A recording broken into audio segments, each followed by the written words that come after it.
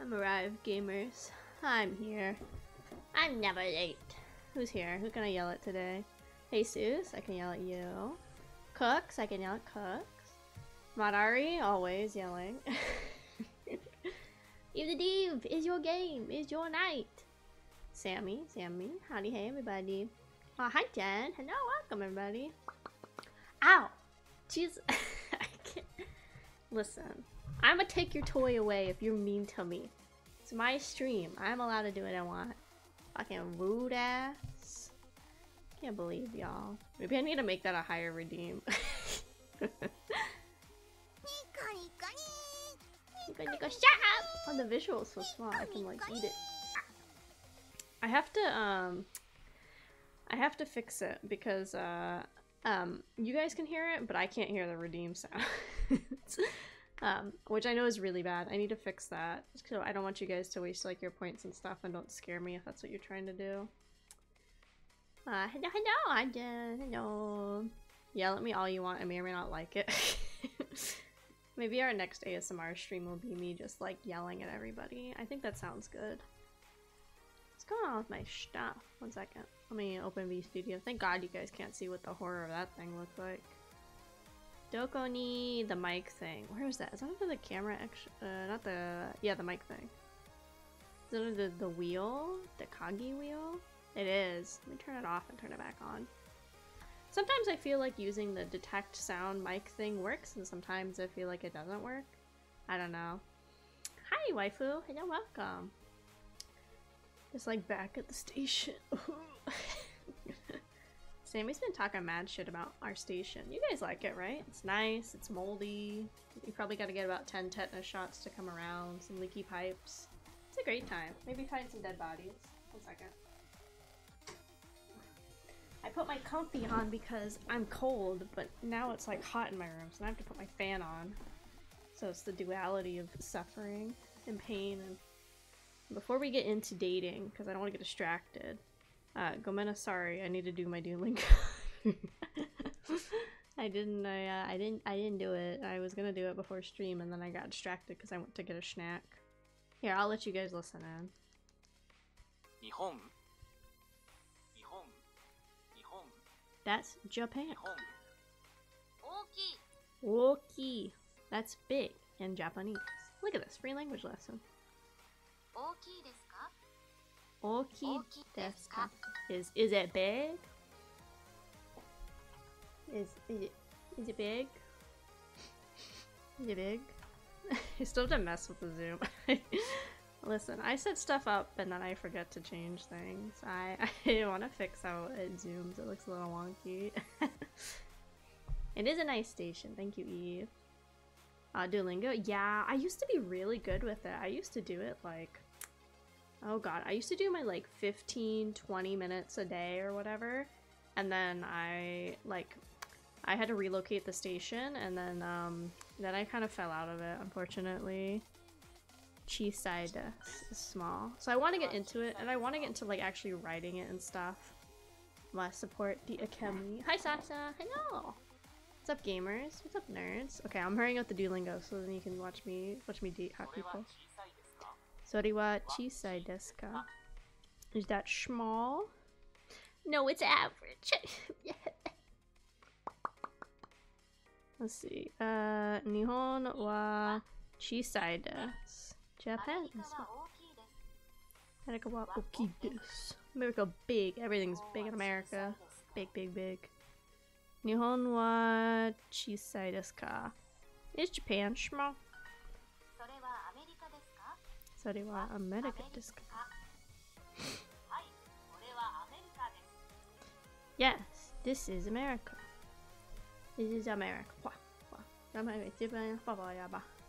Maybe even above address. We'll think about that.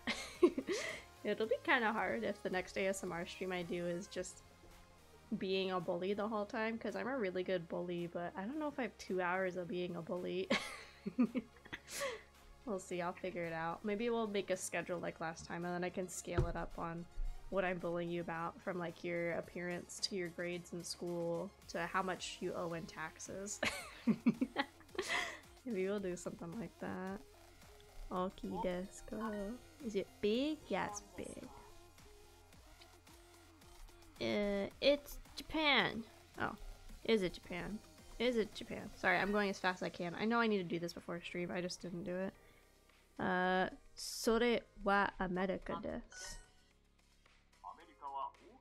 Is America big? Yeah. One more, one more. 日本ですか?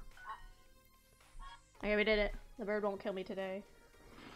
Not the taxes. Me pay taxes? No idea what you're talking about. Tax fraud? I can't help you there. I'll report you. You think I get a bonus if I report people for tax fraud from the police? I think they'll give me money dollars if I report people for avoiding their taxes. Taxes who? I actually try to be really good about my taxes. I try to get them done pretty early because I don't want to deal with them later. I'm also kind of lazy, not gonna lie. I use TurboTax, which I know has its ups and downs, but my taxes are never super complicated. There's somebody I know that they do them quarterly, and that's like kind of a scary thought. I don't think I'd like to do them quarterly because that's what, 4 times a year you'd have to file your taxes. I don't know. I'm not a tax legal professional, but I don't really, I guess, understand what the benefit is doing it quarterly versus like at once. Maybe if you're like in a contracted job kind of thing where you're not like having set time, where you're only working a job for maybe like 4 or 5 months and stuff like that, maybe that makes more sense than doing a lump. I don't know. This is not a tax stream. Maybe one day, one ASMR, I could just read through tax advice documents to help you guys fall asleep.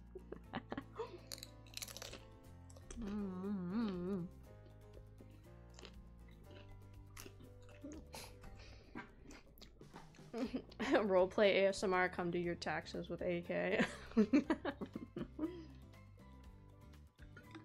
We can't understand taxes if we don't get paid at the station. It's fine, don't worry about it. It's fine, don't worry about it. Don't worry about it. You get paid in my undying love and affection, isn't that enough? I don't understand what the problem is. Anyway. Oh god. Not gonna lie, from the images, I already have a slight bias. I do like the spirit, she kinda something, but he's also kinda something, so like... I don't know. I have not seen very much about this game. I know it came out, and I've always wanted to play it. And thank you, EBDBDBBB. Thank you for getting me the game. Now you all can suffer and watch me play an Otome game, which is great because I have like 5 Otome games I would like to play on stream. And my plan was eventually to do like Otome Mondays and make you guys suffer and watch me play Otome games. No, thank you. I can't wait to date all these hot buff people. God, I'm so excited, God. My only complaint so far is I don't see anybody with an eye patch, but you know what? Sometimes we don't always win, sadly. I really like Otome games. I think I'd want to play ones that have voice acting in them so you guys can hear like hot people talk. That way also I don't have to do a whole lot of voice acting myself because I'm already dying with Ace Attorney. That, or if I play one that doesn't have voice acting, I might look at like a voice changer just so I can be like different types of men, because my voice doesn't go very deep. Like I can be like, oh yeah, but like it's already a struggle making all these different like men voices for Ace Attorney. Anyway, let's see. It did have a warning. Let me preface this. It did have a warning at the start that did say there's potential for like flashing lights and things like that.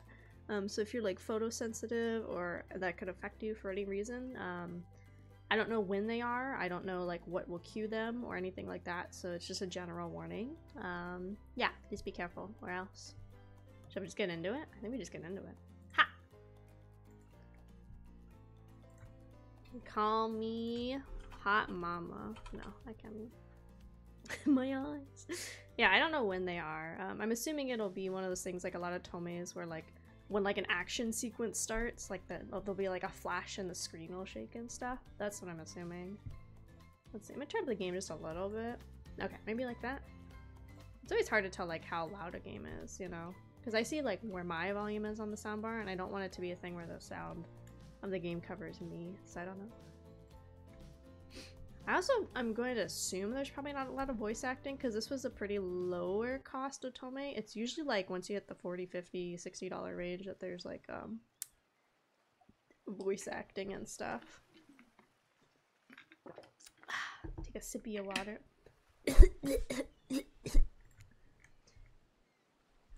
Oh no, you guys can't see all the text.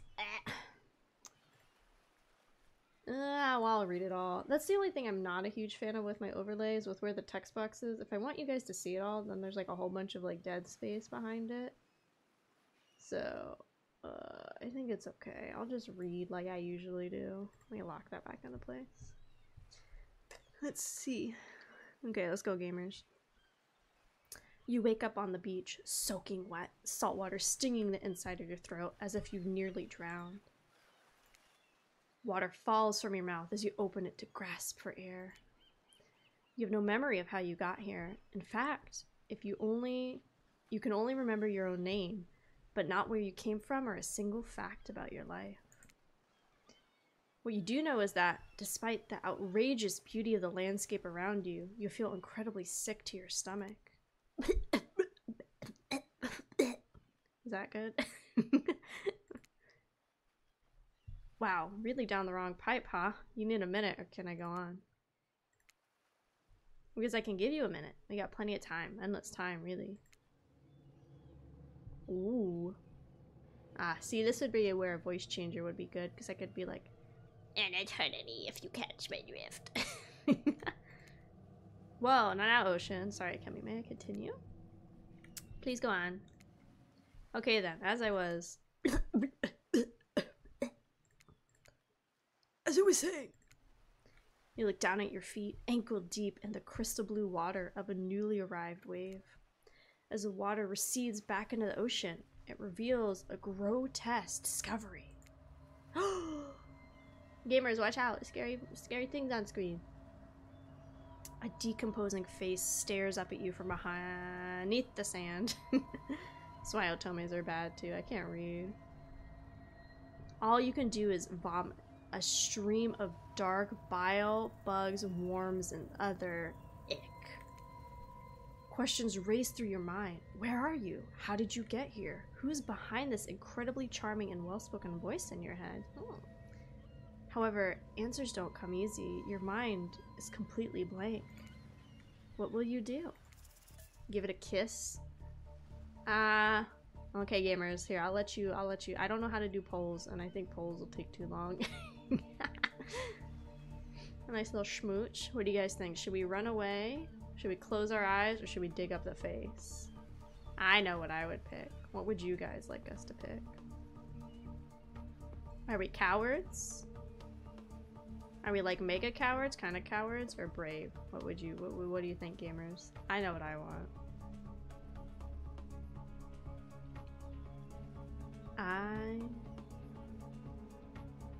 Number 3, my lord.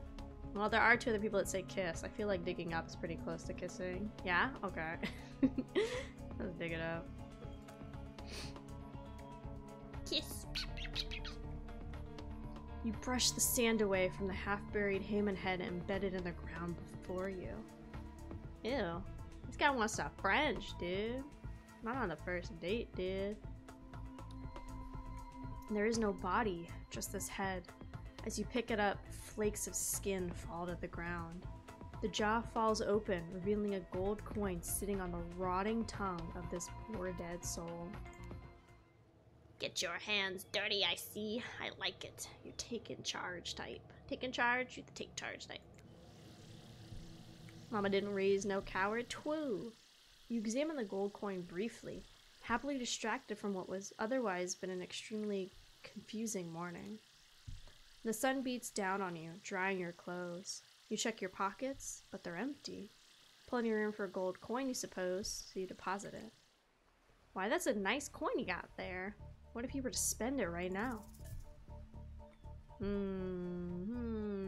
One gold coin can't buy me much. I think we should save it. I'm gonna hit save maybe. Okay, I'm gonna do it. No thanks. Look, I'm gonna level with you here. That coin you found, it's mine. I dropped it yesterday and I've been looking all over for it. You dropped it into a dead person's mouth? You know, I'd hide a gold coin there. Who's really gonna check, right? Could you just give it back? No. Psh, be that way then. Your mind doesn't have a chance to linger any longer in your current situation as you feel something soft bump into your foot. Whoa, Wilson, what are you doing out here? When you look down, you find a volleyball sitting in the sand next to you. You stare down. Frozen, a voice calls out from behind you. A little help, please. You turn around, and when you see what's waiting for you, your jaw just about hits the ground.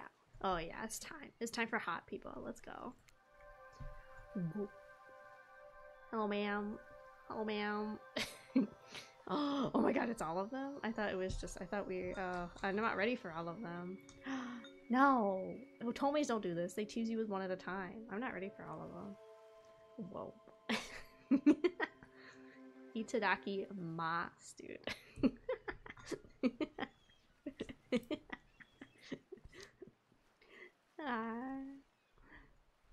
Four gorgeous monsters stand halfway between you and a well-tended volleyball court. Each of them oozes with undead energy, a magical aura reaching out and penetrating you. Yeah, I like that word. Via your eyes. Your heart begins to race. Curiosity, fear, desire. You can't help but stare at these casually dressed, let's call them killers. I don't know, not to be judgmental, but that's just the energy they're putting out there. So many competing feelings rush through your mind at once, you're completely paralyzed. I should get a swimsuit like that, huh? Like one of those like 1920s like full body swimsuit things. Hello? There are weird days, and then there's this. All you can do is look down at the ball and back up at this monstrous lineup of, well, literal monsters. Sexy ass monsters though. Hell yeah, I got my permit. Oh, I should have made a PNG asset of that. My monster fucker permit. I could have had it in the corner with me. Damn it. What do you do? Okay, gamers. This is the start. I can smell it with my Otome brain. Who we go for what? Like it'll start determining our branching in this. What should we do? Should we toss the ball back, kick it back, say no thanks, or do nothing? What do you think, gamers?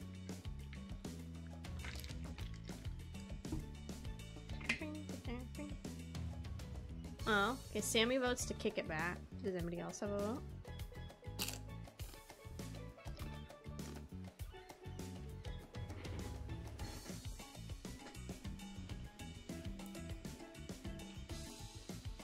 Okay, Sammy said first. I will do what Sammy says. Just this one. Okay. Let's see what we get when we kick the ball back. Uh-oh. Sorry, Jesus, you're too late. You better be fast next time. Let's see. You swing your foot and awkwardly strike the volleyball, sending it bouncing across the sand towards the huntress. Ooh, good pick, big buff women. It doesn't make it all the way.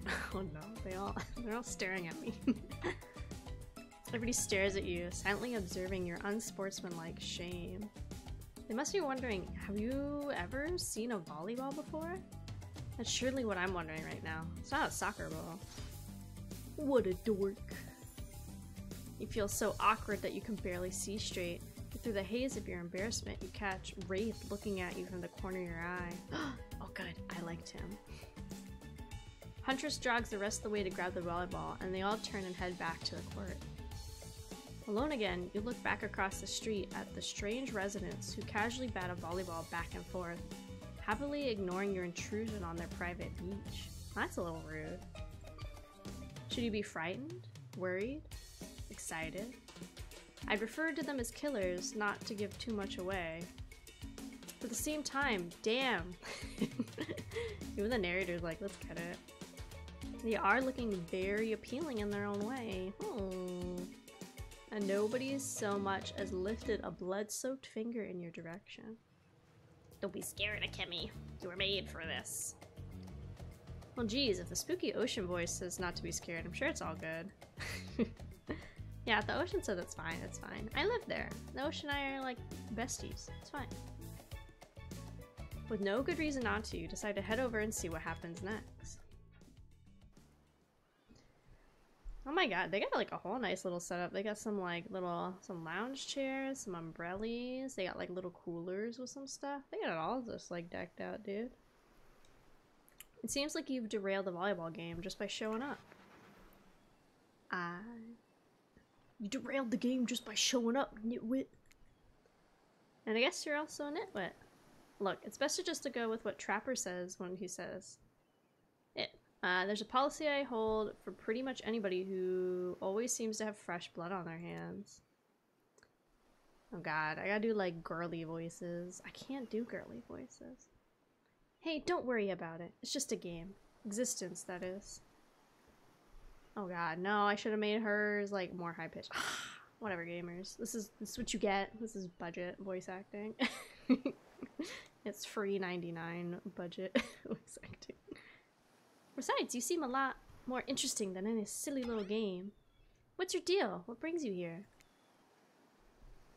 You mean they're here to do more than distract from my total domination? Oh god, I have to do 2 guys and 2 girls. Ugh. Voice acting, clearly. That was Wraith. A sign means he was done with the game too. Either that or he saw a butterfly or something. Look, I don't care what this slack-jawed moron is here. I just want to know, can I kill him or not? Oh god, he's approaching me. You know you can't. At least not yet. Oh yeah, not yet. Hey, Akemi, you might want to, you know, say something?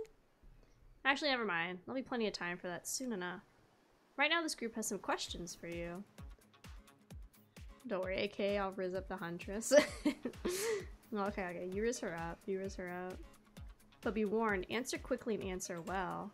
This is a timed quiz? Okay, gamers, I don't think I get to have your input this time. Sorry if it's gonna be quizzed. Oh my god, cinnamon rolls. Sorry. So I don't think I can have, if it's a quizzed or timed one, I'm not gonna be able to get your input. Sorry, gamers. It'll be very important later. Very important. Or not important anyway whatsoever. Probably that one. Can't remember. How attractive would you say you are? Very. I'd say I'm very attractive. That's what you think very attractive is compared to this. I don't know, he's kinda got some stuff going on. Trapper flexes and his muscles are so tight you can practically see the blood flowing through his veins.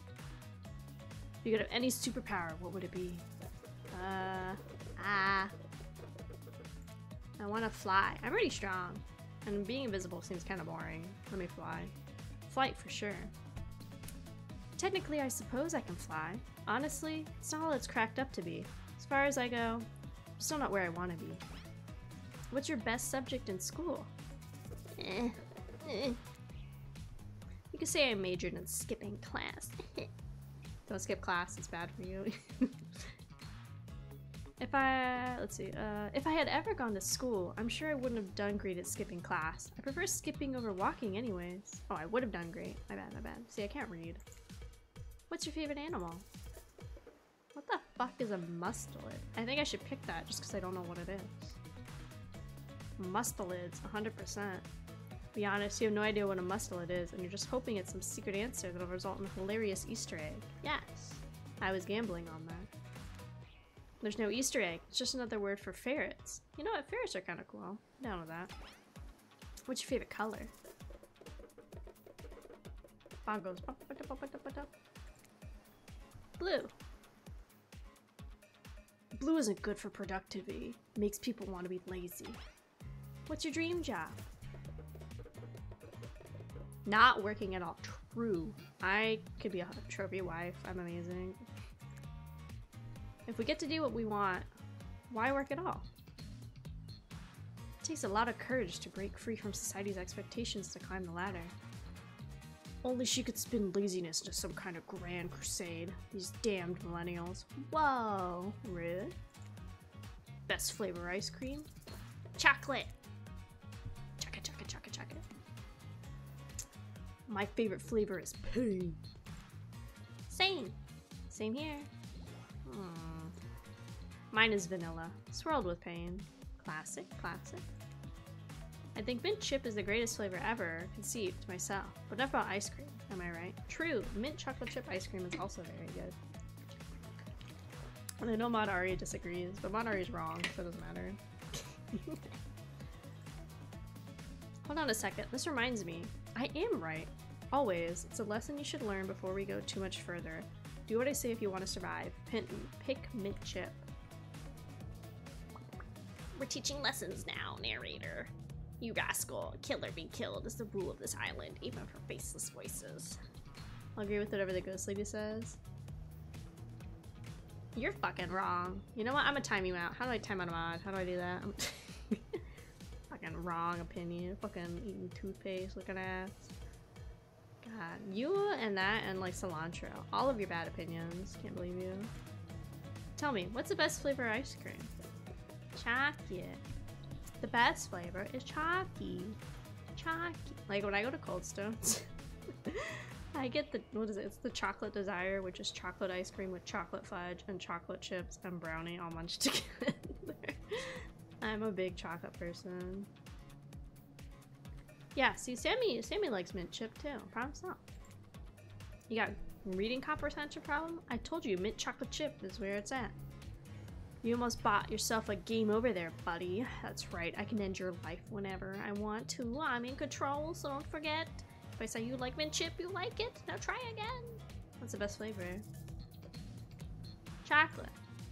In case it wasn't clear who's in charge, it's me. You have to understand, it feels very good to enter somebody else's game. You should try it sometime. Wow. Rude? They actually did it. I thought they were schmeeming. Chocolate's overrated? Get the hell out of here. Okay, we speedrun what we've already done. Average, shit. No, fuck. Toto, that's not true. That's not true. That's not true. That's not true. I'm not average. I'm bootyful. Sorry, Emirates.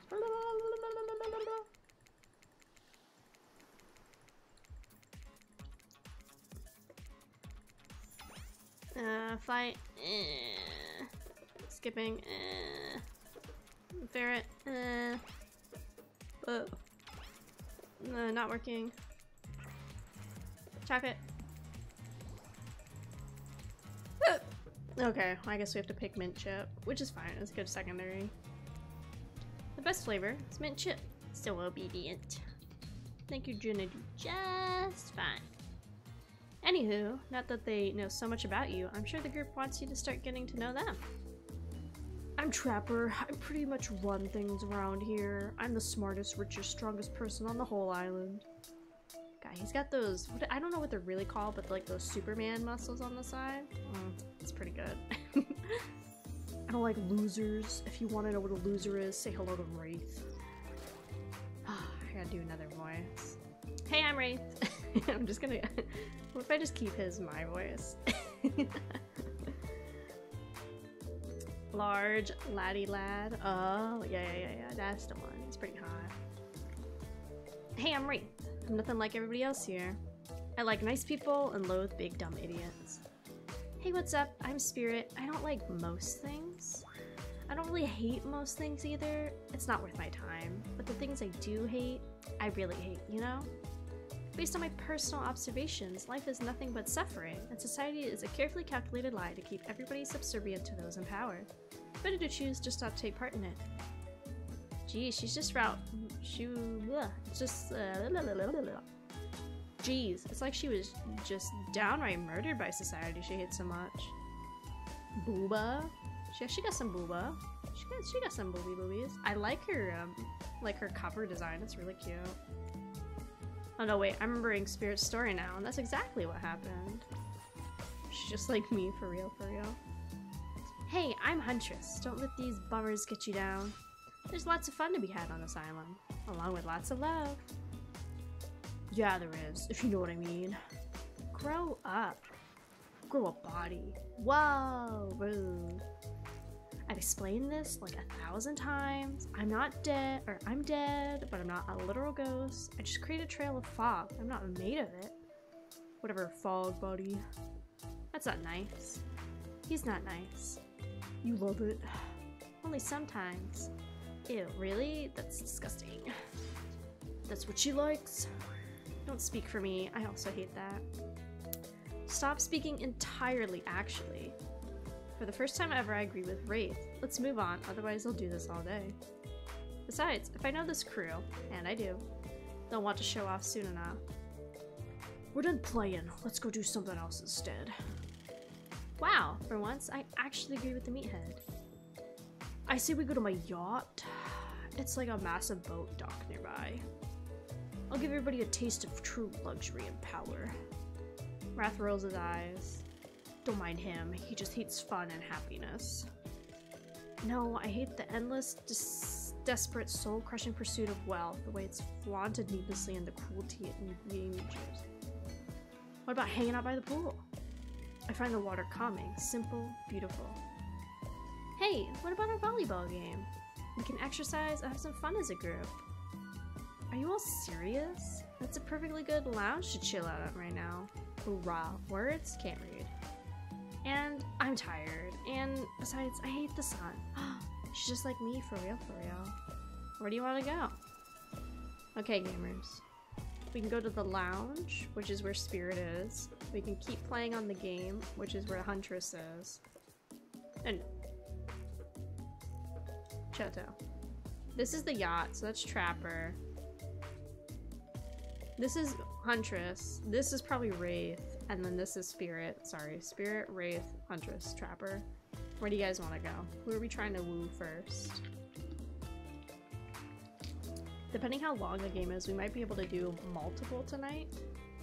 I'm not super sure how long like a run is. Like in a normal Otome game, sometimes a run is like 10 hours. That's if you're like schmoovin', honestly. Wherever the sunset is. Go for Spirit? Okay, Jesus wants Spirit. So I'm pretty sure she's gonna be here at the lounge. It'd be great to relax for a second at the lounge. Yeah.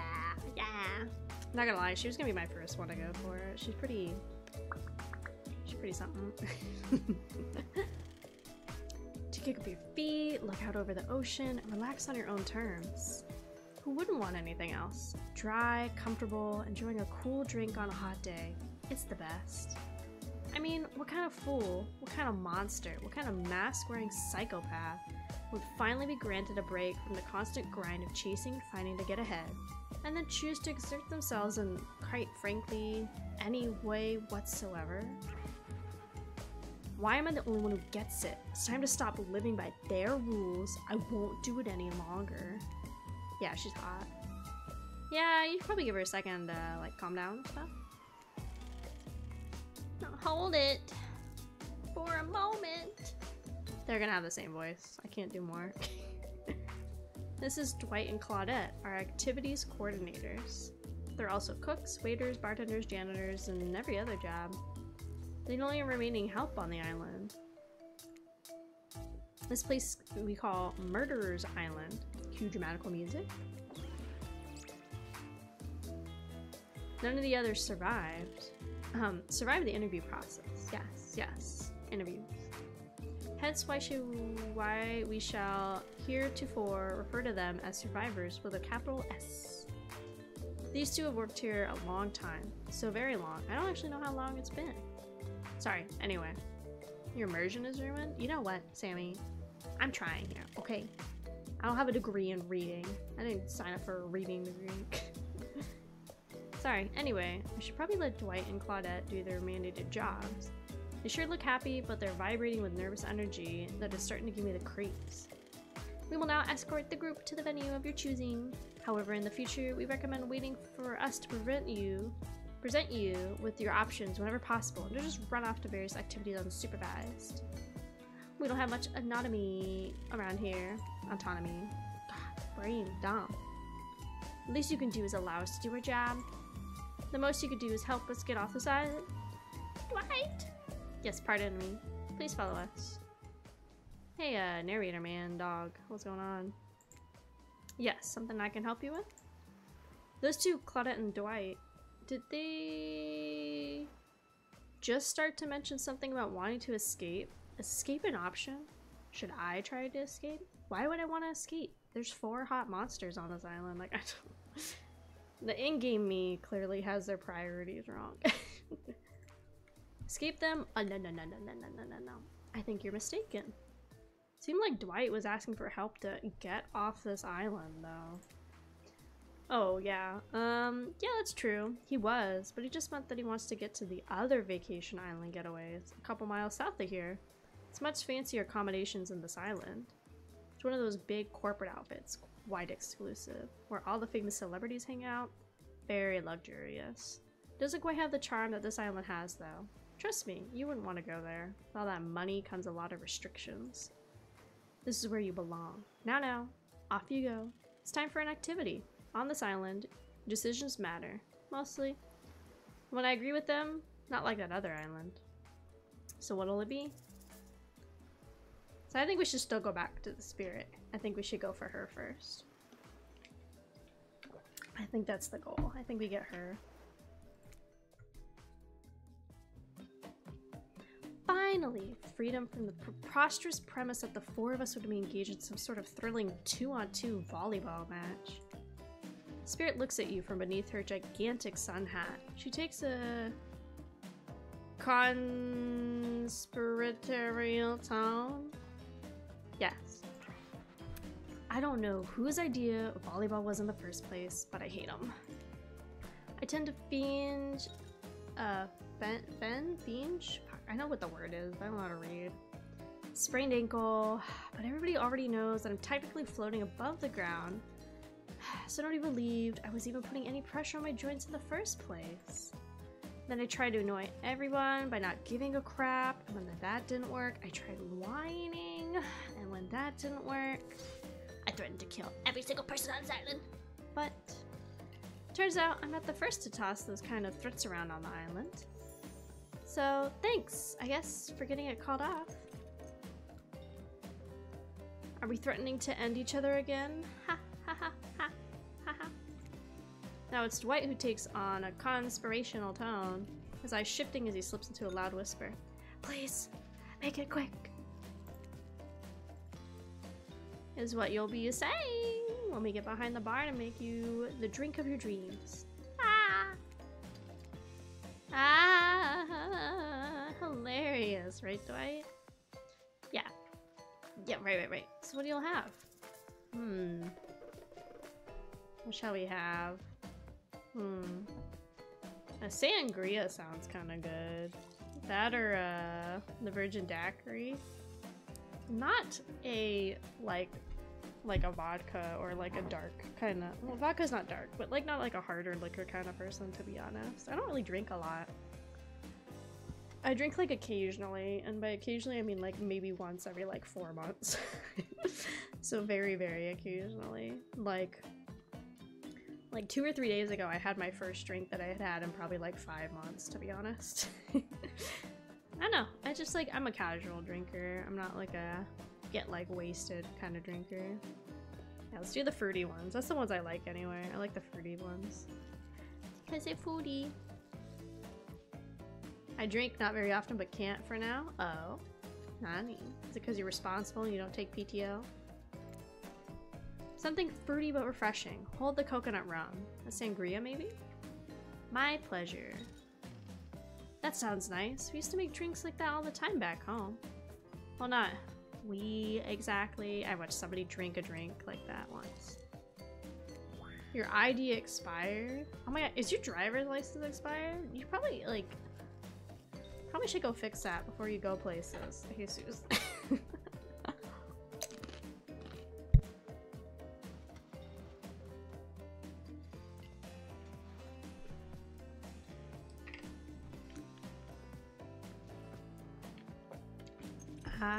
Only a little. That's crazy. Because I know some places their IDs are like, their IDs are good for like 20-something years or more. 4 months. Jesus, take a PTO day and go get your ID fixed. Y'all are bad. I'm bad, but y'all are bad. They looked happy. Now's your chance to be one with the drink. What do you say? This is some sort of juice for a child? Are there children hiding about? No, it's for adults. The kind you like, you know, tropical fun? Oh, I see. She's a little sad. They were busy, the DMV. Shouldn't maybe call and make an appointment and then schedule your PTO day around your appointment, maybe. Huntress really seemed to perk up at the idea of chiclets? Little gums? Kids being around, and I was bummed to hear there aren't any. But I'm quite glad it's just grown-ups on this island personally. Little ones should definitely not be exposed to this. Not my cup of tea, but okay, sure. We could still use it for a toast, yeah? To new adventures. To new friends. To, clink. Did you just say clink? No. Since we fulfilled your request, it's time for you to return the favor. Should have known there was a catch. Icebreaker time! I swear, had I known they put this kind of Fox enthusiasm community building crap, I'd have suggested we attempt to walk to the lowest point of the ocean before I ever set foot near this bar. That's where I live. Ocean. Whoa! You don't think it'd be kind of fun? A little fun? Never mind, I hate it. It sucks, but it could be fun. Or whatever you say. Has anybody seen my hat? I've literally never seen him in a hat. Okay, Sammy, you go be Huntress's friend. Dress up like a child. That seems to be what she's looking for.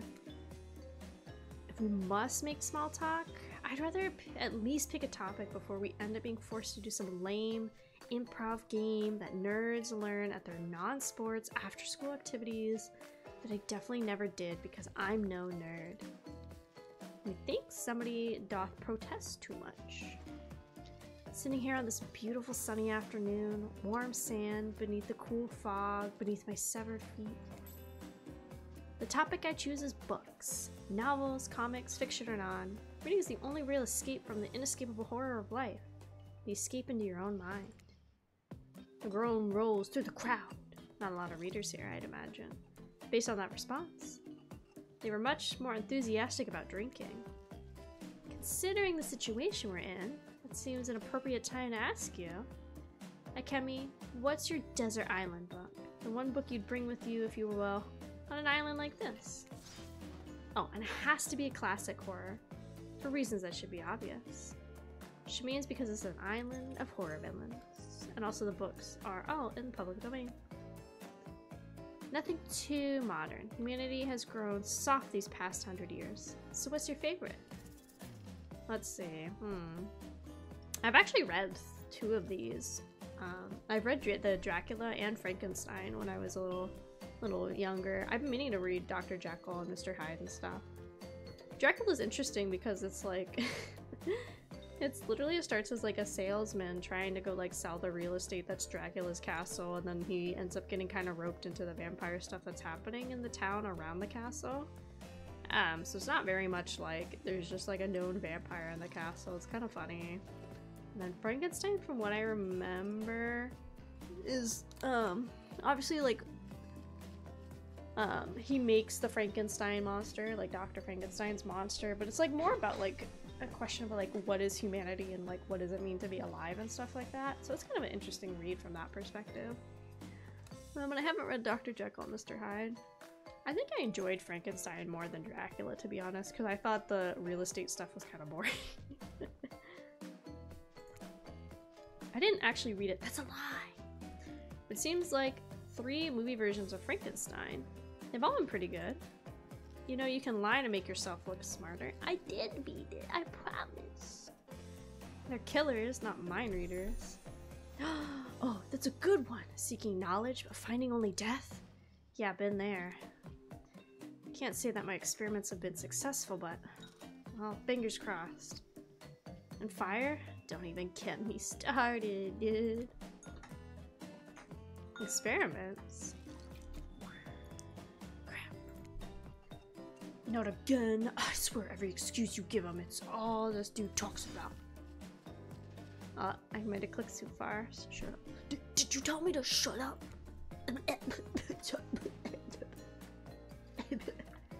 I'm good at voice acting coughs, at least. That's what I got going for me.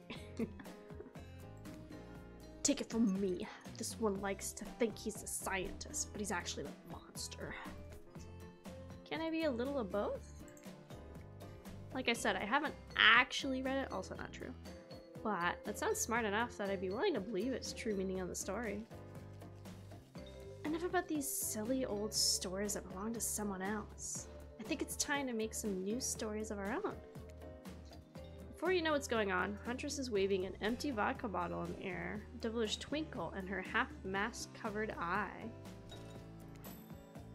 Might I suggest something a little naughty? Ooh. Let's all get in a circle and spin this bad boy.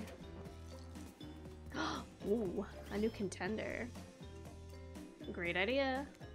Trickster. A little bit of late to introduce a new character. I thought I was the only one who gets to make the rules, so I'm not sure who I'm asking. But I wasn't ready for this. Itadaki Mas, dude, another one. Oh god, what shall we? I gotta like think about voices. That's like the hard thing. Well, hey, and who is this new fan in the waiting? Beat it, heck. I don't know. What's the harm in inviting one more person to join the circle for our game? Oh, I can't stay. I was just saying it's a great idea. While also teasing the secret trickster ending. I love otomes with secret endings. I get much, much better things to do than hang around here. I'm famous. Toodaloo. The rules are simple. First you spin, then you swap spit. That's it. Let's be clear. This ain't a peep show.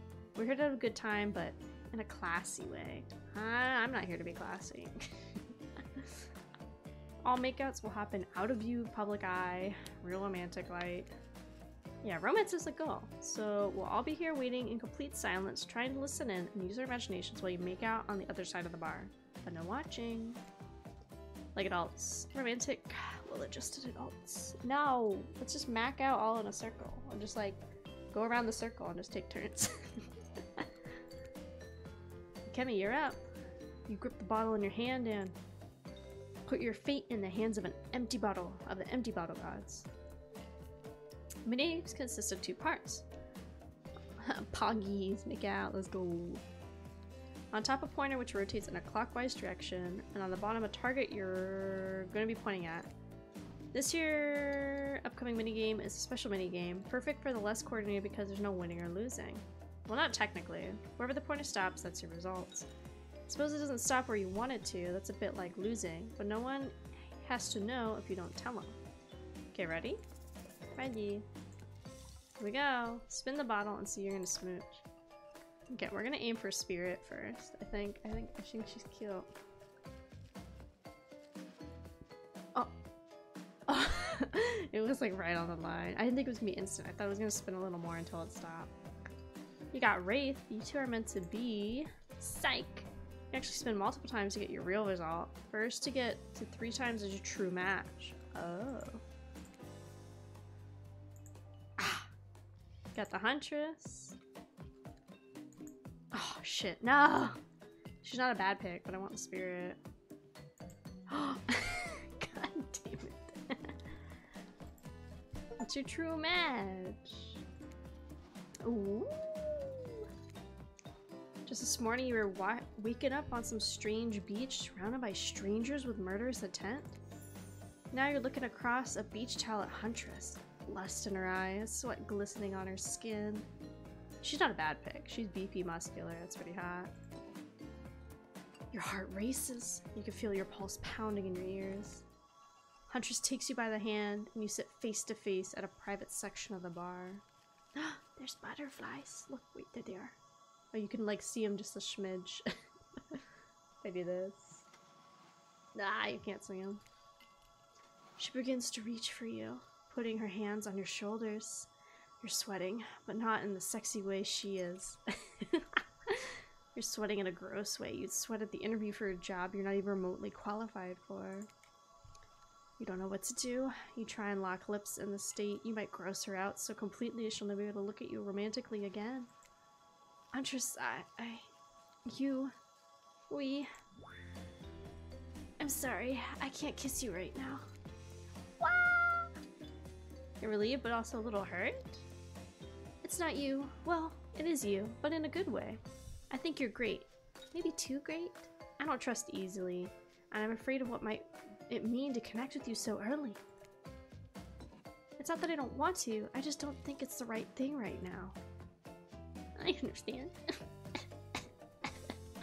It's fine. I'll just be empty-hearted and alone forever. Amazing!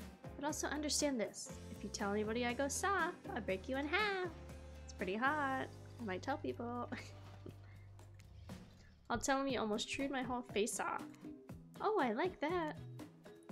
Need to break up such a passionate moment here. Now, we can only assume it was passionate because we never got to spy on you consistently on this island. But dinner is served right away, and we must insist on you joining us. We wouldn't want anybody dying of starvation when there are so many more interesting things to die from. I have ribs. Shut up, Sammy. Shut up. Shut up. Seems like the next activity is mealtime? How quaint. You're expecting what? Capture the flag? Do you know how complicated it is to run a game like that? Much more so than sitting and talking. You arrive at a cookout area to find an assortment of picnic tables scattered around. What are you expecting? Some kind of grand hall with a huge banquet table? This ain't some prestigious fantasy epic that you'd find on cable. Dwight and Claudette usher you to a seat, but there's very limited seating directly around you. And oh great, it seems that everybody wants to sit next to you. Even better is that they don't want to sit next to certain other people either. To start, no one wants to sit next to Trapper. Meanwhile, he refuses to sit next to Wraith or Trickster. Toes! Free toes! Oh yeah, Trickster's here. Surprise? Well, they don't call him expected, sir? I'm sorry. Even I get nervous around crowds of killers. My whole shtick gets a little flustered. Hey there! You're looking good, Akemi. Real good. And we literally can't let Huntress and Trapper sit together. No, seriously, their arms are too big. The struggle of being bees. They can't fit at a table if they sit side by side. Look at this, we can't even fit everybody on screen at the same time. Probably think it's an error, but it's not. It's completely intentional. Let that be a lesson for you. Every error you think you see is a choice. Okay. Okay, Dwight and Claudette are directing traffic. You sit on one side, and the rest will sit opposite of you. Huntress and Trapper sit at the ends with their enormous, smexy arms.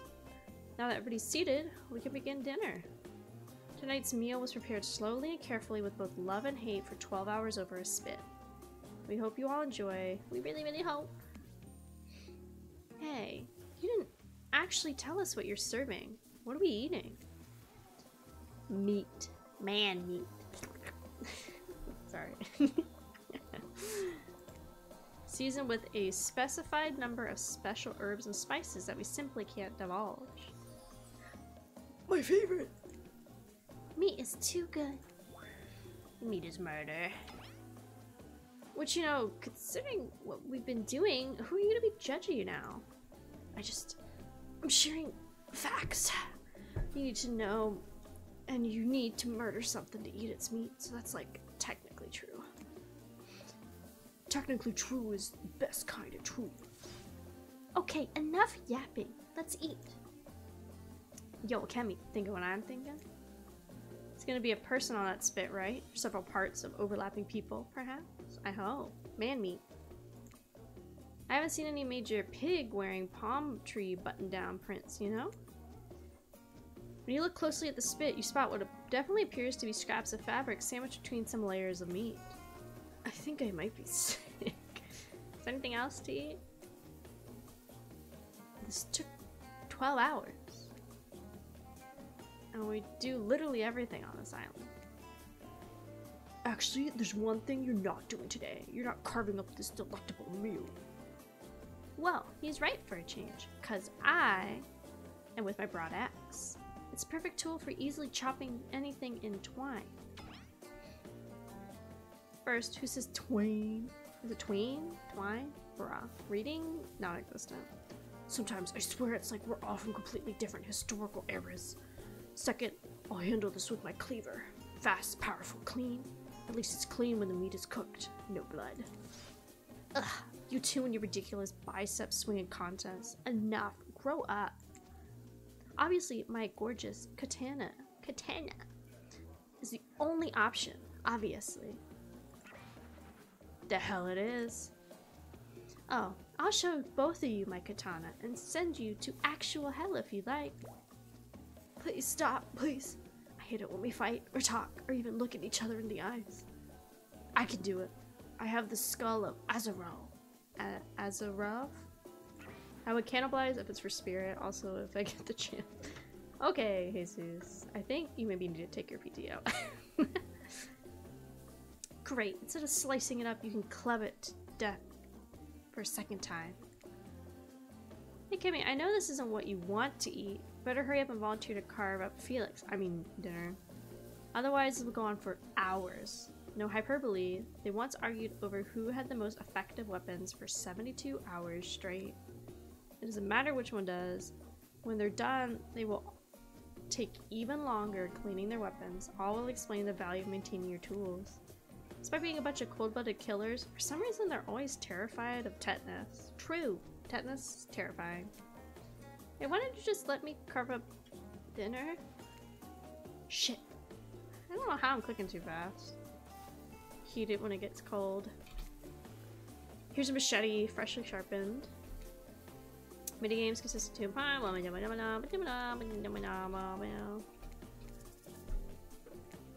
Okay, this one said something about the space bar. Perfect. Perfect. Oh, I'm perfect, gamers.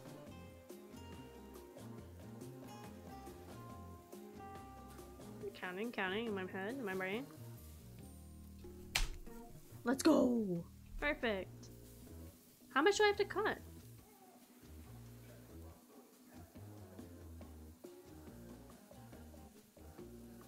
Sorry, I second guessed myself. One time. Fuck! Missed it. Damn it, I almost got super perfect. That was pretty good. I'd like to see what you could do with a less clumsy weapon. Yeah, I said it. Machetes are dumb. Oh my god! Oh my god! Oh my god! Oh, hi lovers! Thank you so much for the 2 gifted subs. Thank you! Thank you so much! Thank you! Thank you so much, lovers. I don't have a crying expression because I don't cry, but thank you. Thank you so much. Thank you. I hope those people come online when they see that immediately and they can thank you too. Thank you! God, we got so many subs. You guys are crazy. We've actually, like, I don't know, not to, like, flex, but I've been genuinely a little surprised we've been able to keep, like, almost 25 subs so far every month since we've unlocked it. Like, that's kind of crazy to me. So thank you guys so much for all the support you do. Whether you just hang out, whether you lurk, whether you, like, talk shit like Sammy, whether you don't use your PTO even though you should, like Jesus. Like, just hanging out, kind of like coming hanging out here in the Discord server, like watching on YouTube. I really appreciate all of that. Like, I don't know, I just started streaming as an anime waifu because I thought it would be fun, and it is. I just didn't think this many people would come and hang out. Thank you guys. Thank you. Sorry, no more wishy. Back to dating hot people. Take my PTO when I'm dead.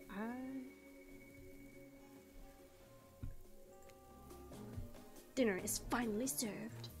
For real.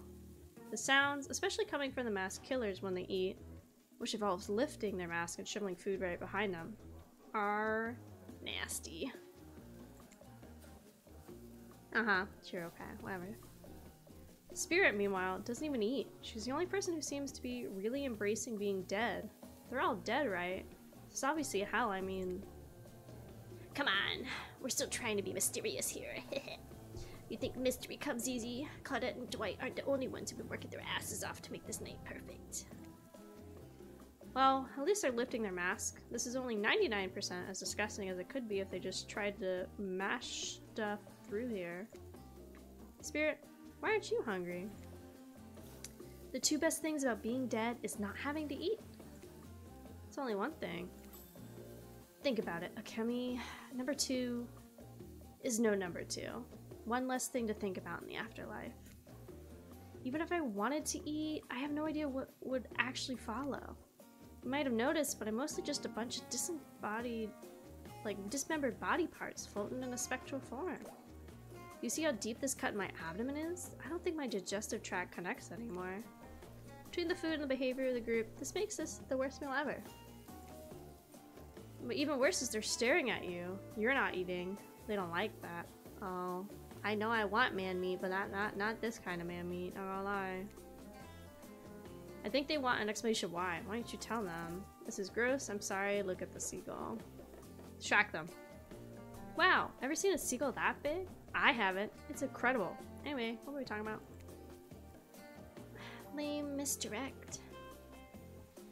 Yeah, she's right, Akemi. Pretty lame. Own who you are. Never compromise. Didn't you wash up on this island with no memory of who you are and how you got here? Yeah, you did.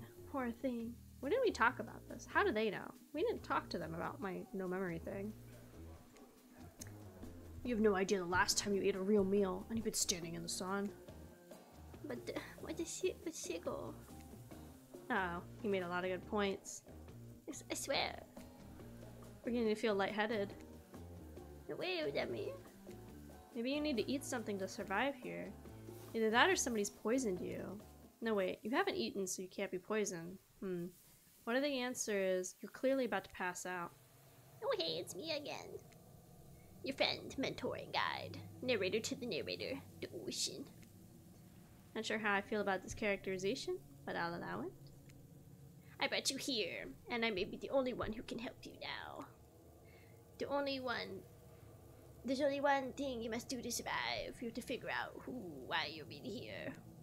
Nobody can tell you, not unless you follow the right path, or at least a right path.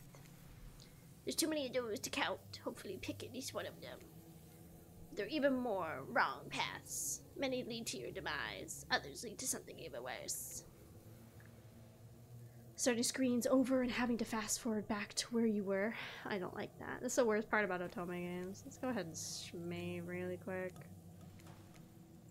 At least a lot of actual Otome games, they have a button where you can hit it and then it'll fast forward past all the dialogue you actually read. So then you can get to the options, if you need to change your option to do something. Thank you, Onjin Strange Charm. Thank you, Ocean. For this place holds many secrets, even from itself. But the one that truly matters can only be learned if you answer the most important question. Why are you here? Why are you here? Answer that, and you'll learn the truth.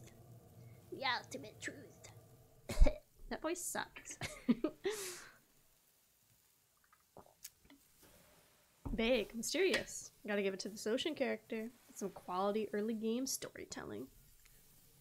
Hold on, I'm back. One more piece of advice. You made many choices by now. Some of them I liked, some of them I did not. It is in your best interest to make more choices that I like. Okay. You wake up to find Spirit holding your limp body, gingerly pouring cold water into your mouth. Don't you just love the ocean at night? I do. Staring out over the vast darkness of the ocean really radiates the feelings inside me that were all truly insignificant, and the only thing worth pursuing is revenge. I have to wonder, how could anybody believe anything else? You look out into the darkness of the night and ponder her question. Well, it's a simple question. How could they? How could anybody not feel small and alone in the face of such massive nothingness? You've always been alone. You found someone special. I think she'd like the alone one, because then we're bonding with her. Maybe it's Spirit's words, maybe it's the ocean, or maybe it's always been this way. But you suddenly feel connected to Spirit's words. I may not remember much about my life, but there's one thing I know for true. I've always been alone, and I always will be. Spirit turned I'm looking at the ocean is looking directly at you now. It's a funny idea, isn't it? Being alone. Together? It's the best we can hope for. Maybe. Or maybe it's too much to hope for. Maybe it's impossible to pretend we know anything. Isn't that just arrogance? Ugh, I was so dumb. I was busy trying to please everybody and to be perfect student, perfect employee, the perfect daughter. I don't take care of myself. And now I'm all I've got. Worst of all, I got distracted from my true purpose, my destiny. Purpose that was sitting inside me my whole life. Okay, so this might sound silly, but Sarah looks around to see if anybody else is on the beach. When she's convinced that it's only the two of you, she continues. There's a dragon that lives inside me. Oh, is she whispering? Sorry, let me. I've always known, but I've tried to ignore it. When I couldn't ignore it, I tried to push it down. I'm so stupid. You're not stupid. That sounds badass, dude. Right? But I didn't let it out. And then I, chop chop. And now that dragon is pretty much on a one-track revenge mind beast. But enough about me. What's going on inside you, stranger? Nothing but darkness. No dragon, just fire.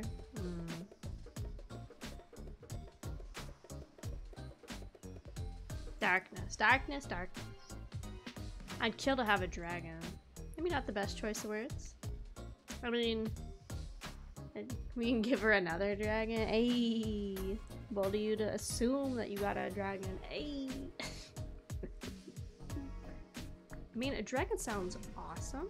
Honestly though, I don't feel like I've got anything inside me. Just darkness. Never-ending darkness. And here I thought Spirit was the biggest goth on the island until you arrived. Perhaps I could light a torch and search through the darkness. Just things are heating up, you hear a flurry of footsteps behind you, and you quickly spin around, ready to fend off whatever new danger has popped up on the strained island. Only to find it's Dwight and Claudette sprinting across the beach, clipboards in hand, which they're waving in the air above their heads. It's very important we stick to the itinerary and attend each event as scheduled. Playing sick for cute flirt points was not part of this evening's activities. Like strictly slotted in for after campfire story time. At this rate, we'll be late. Playing sick? No, it wasn't. Time for excuses. Well, there is, but that's scheduled for after what comes after flirting. Go, go, go, go. What's that? What's that? Zombieland glyph? He's like, go, go, go, go, go, go, go, go, go, go. I love Zombieland Saga. I hope we get another season. Ah. Once everybody is gathered at the fire pit, Dwight and Claudette quickly make an announcement. We're not gonna blame anybody in particular, but somebody, oh my goodness. We're not saying who, so don't worry. You hasn't been sticking to the schedule. That means we're behind on time for evening activities. And we only have time for one person to share their special spooky nighttime story. Just one story, but story time is my favorite activity. This is a narrative-heavy experience. You're telling us that only one person gets to share? How will we decide who? Oh great, we have to decide as a group? That'll never go well. Whoever did this, step up now. I swear I won't be angry. I'll merely chop your head clean off. No fuss. No fuss, no muss. Things are getting spicy and it's not just my eyes burning from hot Cheetos. Your eyes burn from hot Cheetos? Really? Interesting. Voice trembling. You realize it's probably for you, but you embrace your fit. Oh, goodness. Sorry, everybody. I think they're talking about me. To be honest, I still don't understand how this whole schedule thing works. I guess I lost track of time while I was passed out. I've been there before, even though it's taking some pressure off me, which is an absolute dream come true. Is it really fair to pick on the newbie? Seriously? Everything? Has anything? Has AK ever learned how to read? Probably not. Seriously, has anything here ever happened on schedule? Even once? Damn it, Donald. If you try to flex that authority gimmick one more time, so help me, I'll snap your head off so quick, and then I'll drown you in his blood. Cynthia, Fossimoss, back on. You two know how I love to hack, slash, and slice. We all know you love to kill. It's almost all you talk about. Nobody named any names. Who knows any names? Not us. I'll pronounce my name. Who's Donald? Who's Dwight? Who even knows anymore? Call me nobody. We still gotta get started on story time, so, Akemi, who do you think should go? Ah, there's a name. Quick, pick somebody. Spirit. I told you, Spirit. Whoa. This entire experience is being carefully crafted to avoid any IP infringement lawsuit. Let's be careful with the catchphrase. Maybe. Potentially. Cool. Sorry, I got like woken up really early for like no reason today. Oh shit, it's been an hour. I gotta stand 1 second. And then we'll continue story time. I'm standing. Does he blessing us? Did you see she's got her toes out? Free toes. We do love a set of good free toes. Really? You want to hear from me? She huffs and dramatically rolls her eyes as she gets to her feet in front of the campfire. Don't let her talk you out of it. She's great with ghost stories. I don't know where she gets it, but she comes up with the scariest stuff. Seriously disturbing, even to me, and I literally pulled a guy's skull and spine out with my bare hands. Talk about bullshit stories. If everyone else is going to chit-chat, I guess I can just sit down and... The Huntress's eyes go red beneath her ass? Beneath her ass? Ass? Beneath her mask. And both Trapper and Wraith take their seat. They know when it's worth finding and when it's not.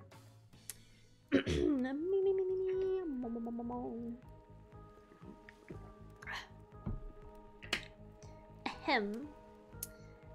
Well, I hate to break it to you, but tonight's story isn't scary. It's a romance. It's too late now, though. I was selected, so I'm gonna tell my story.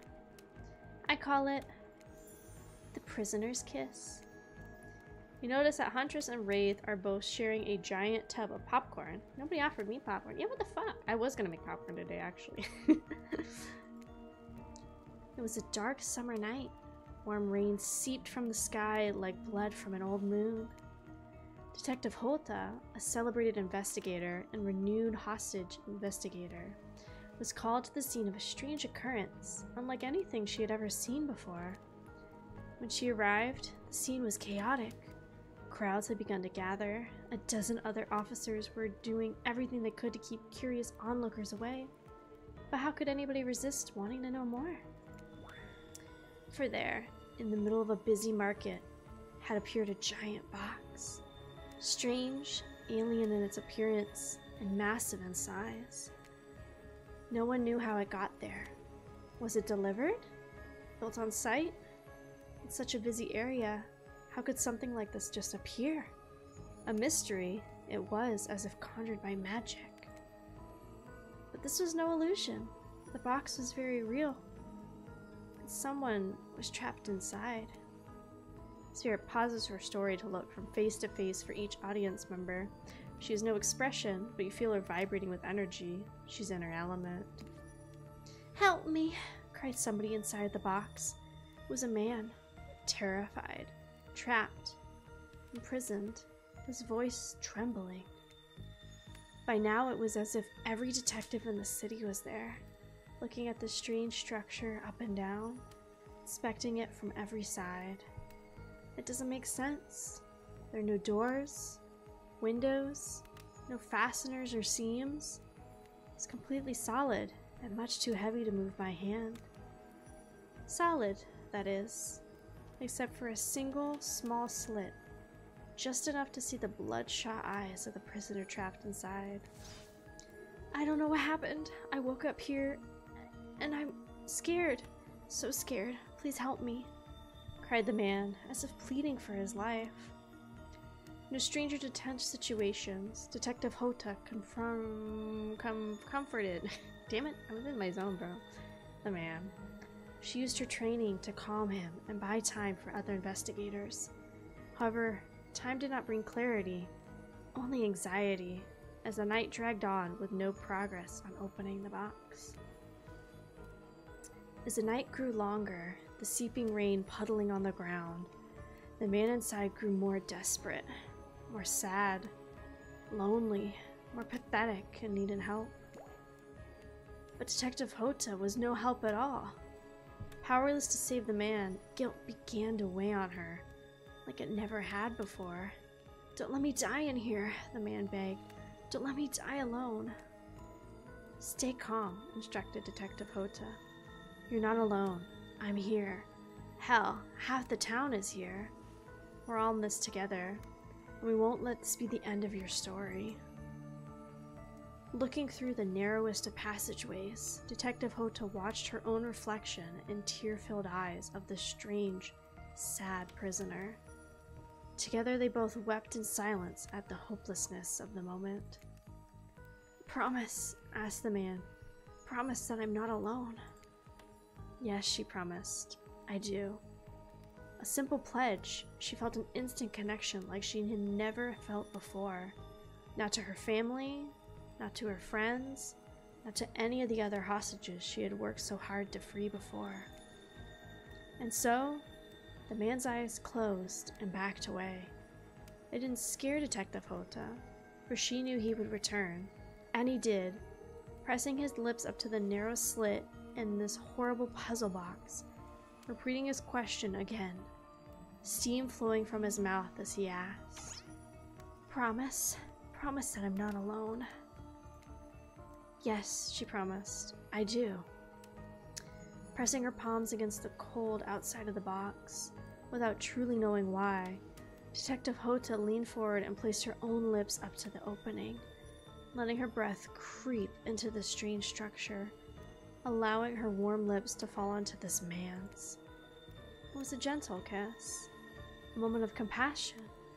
She could feel in this brief contact the beating of her heart, pulsing blood through every inch of her body, matched beat for beat in this soft touch. "Thank you," said the man, no trace of fear remaining in his voice. He backed away into the darkness, disappearing in a single moment of eerie calmness. "Get back!" yelled an officer, suddenly thrusting himself between Detective Hota and the box, breaking a silence that would soon be filled by a cacophony of whirling gears and clicking latches, a symphony of mechanical activity happening all at once. Something had triggered, as if an unseen lever pulled, and the side of the giant box began to slide open. Detective Hota gripped her flashlight tightly and pressed forward into the foggy interior of the giant box. Her feet splashed in the puddle of rainwater, her heart racing as she swept her light side to side. And that's when her eyes landed on the man, or at least landed on what should have been him. There, in the corner of the box, was a pile of pieces, like parts of a doll, almost pulled aparter. Perhaps that's just how Detective Hota had to think of him in that moment to survive. A collection of segments, limbs, pieces, disconnected from one another, clearly severed and placed in the neat little pile. And atop that pile, a head, cold, pale, eyes open, lips an icy blue. Spirit stares into the fire at her own expression, lifeless, her lips blue. Tears fall from her chin and soak into the sand at her feet. You're blown away by the story, and it's safe to say you're not alone. Everybody else is looking into the fire up at the sky, anywhere but Spirit. It was you who chose her, you who initiated this harrowing tale. So sad, so creepy, so sensual? She really went into great detail when it came to describing that kiss. Too much detail, and now no one is sure to act. Dwight and Claudette are staring daggers at me. Wow, I liked her story. That was spooky. That was good. Hello, Shadow. Sorry, I was in storyteller mode. I was like getting in the zone because I can't read. So if I start reading good, I gotta keep going. What if we hold her hand? I think that will help. Claudette, the game was supposed to be a lighthearted romp. Please, I said do something.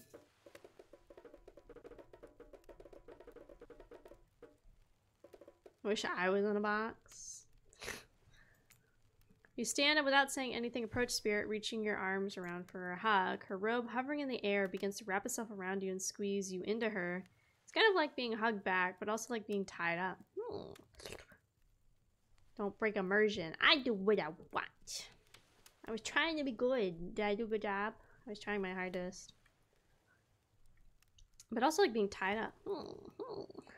Certainly not what you expected. Instinctually, you pull yourself away, but it's an awkward movement and you nearly fall over into the fire. Spirit says nothing and floats away without so much as a goodbye. You, meanwhile, realize everybody had just watched this truly strange interaction from the corner of their eyes. I did good? Dangle. I see some of those ASMR script things going around. I think those would be fun to try at some point. I also want to do some of those exercises that are supposed to help, like, open up your throat and stuff. And, like, relax your airways and everything. I get one clap, not even multiple claps. Okay, I'm having a chip then. How?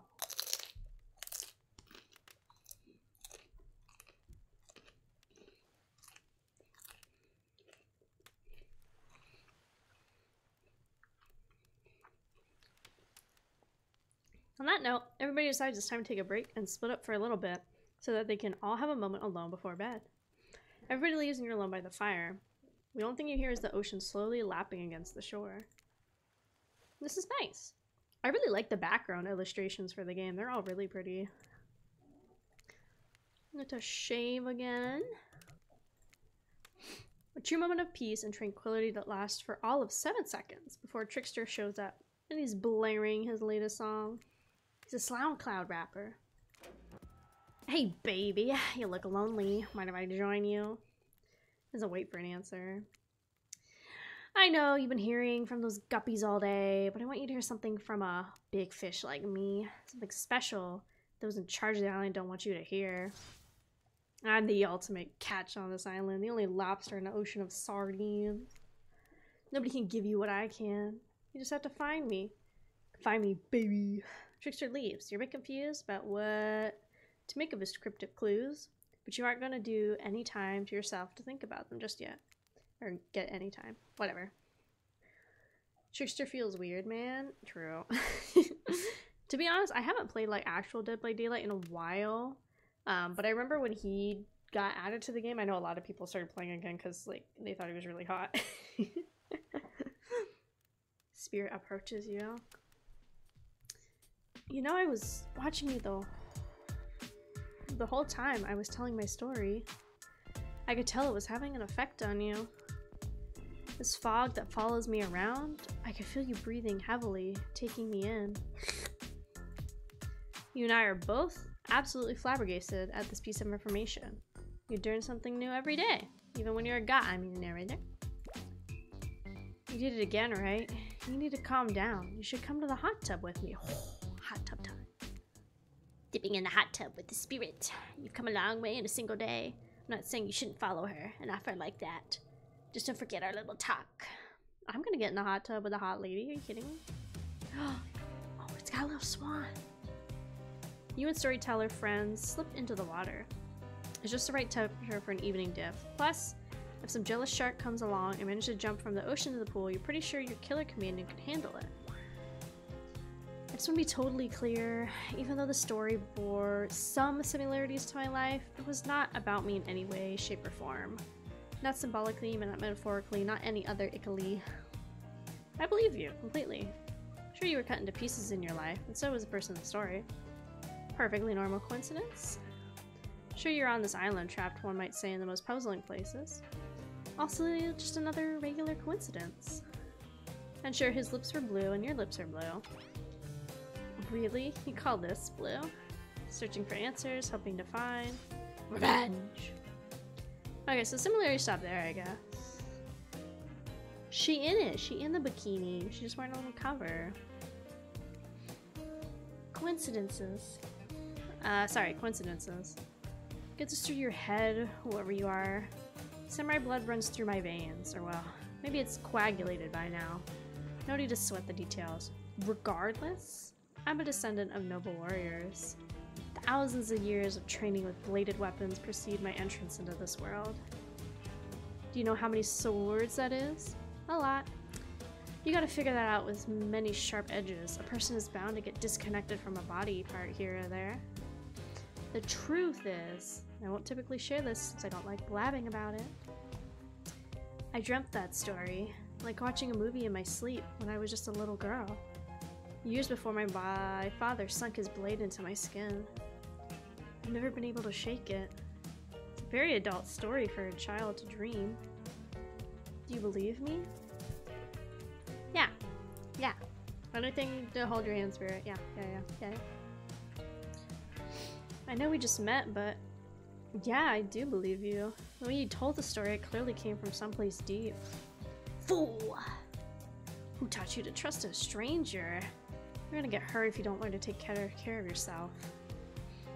Now you got me wondering, do I believe you believe her or not? Or even if I know everything, because trust me, I know everything. I don't already know the answer to my own question about if I believe your answer to Spirit's question. Whoa. Ocean air got me twipping. Sorry, I didn't mean to distract us both. What's important is that a certain corpsey cutie floating in a cloud of magical mists might still be waiting for you to say the right thing and free her from her puzzle box. If you believe her, that is. Damn it, got me going too. Fortunately, before you can follow up this conundrum of what surely will be mind-numbing cycle of new questions, you find someone standing before you with a flesh towel, flesh towel? Yes, fresh towel, ready to dry you off. Sorry kids, but it's time for bed. I might be the youngest one here, but I'm no kid. I do, however, love being wrapped up in a fresh, clean towel. My mother used to help wash my hair when I was young. She'd comb out all the tangles, tie a ribbon around it before sending me on my way. I miss her. You watch a spirit stares off into the distance, her hand gripping into a tight fist. She doesn't notice you're watching her at first. When she catches you looking, she turns away, roughly grabbing a towel from Dwight and then pushing him and Claudette aside as she floats off. Spirit, no! You head over to the campfire. The heat is comforting on this chilly night.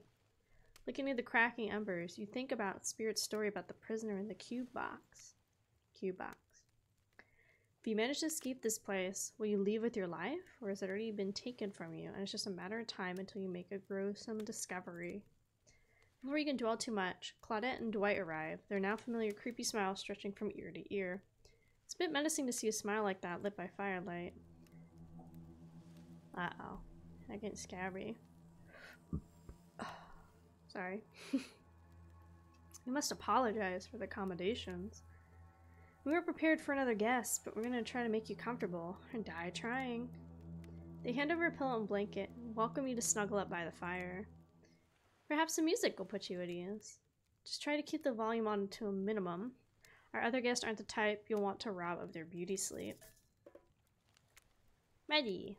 Away we go. As you relax, you look into the fire. The radio buzzes and flickers. You examine it and decide that you might need to adjust the dial to fix it. Shit. See what's on this station.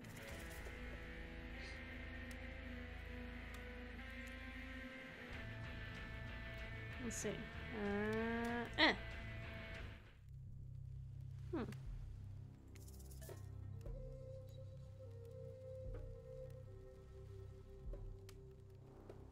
Kind of vibey. See if we can get them all.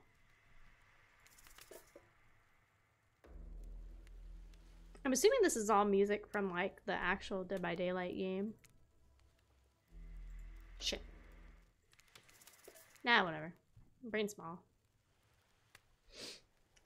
No matter how many things you listen to, you just can't sleep. You decide to ask one of the killers to spend a little more time with you until you're sleepier. Would you like to summon? Spirit! Spirit, are you around? Just wondering if I can get a little company.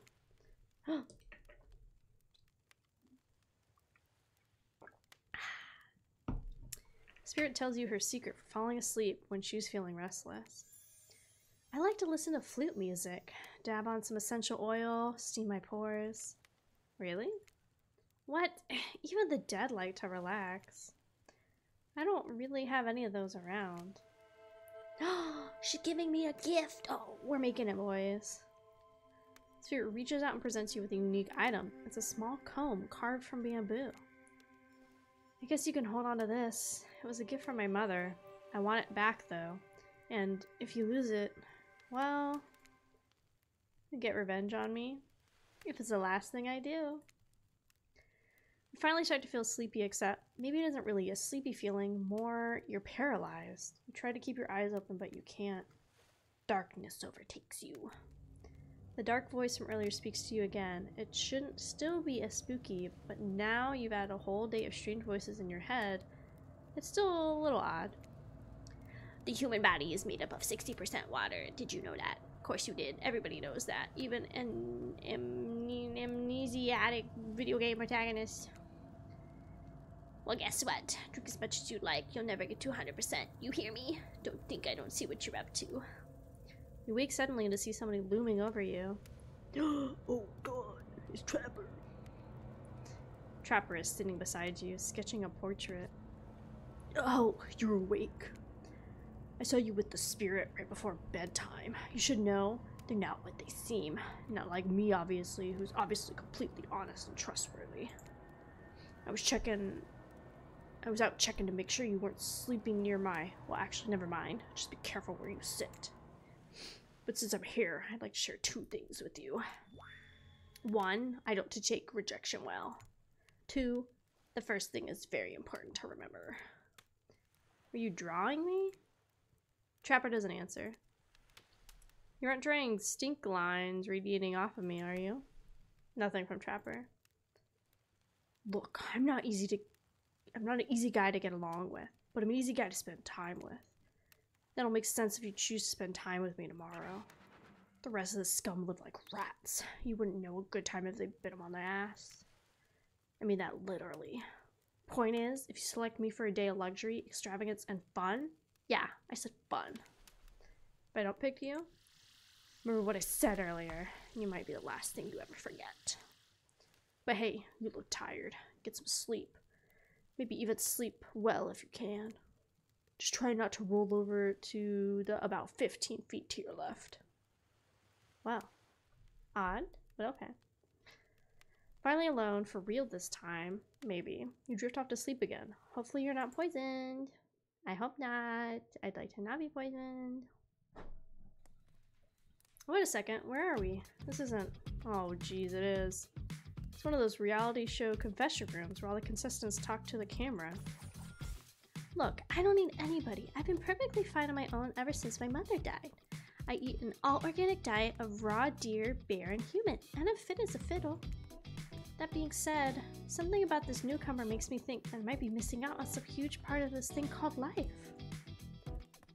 There's always time to turn things around, like the one time I spent day and night searching for food in vain. Only returned to my cabin, spent and starving, to find a family of squirrels nesting in my chimney. They were delicious. Look, I'm always full of rage. The key to knowing how to control your rage is so you can use it. I'm a master of self-control, and right now I'm a master of self-control I can muster because today was a disaster.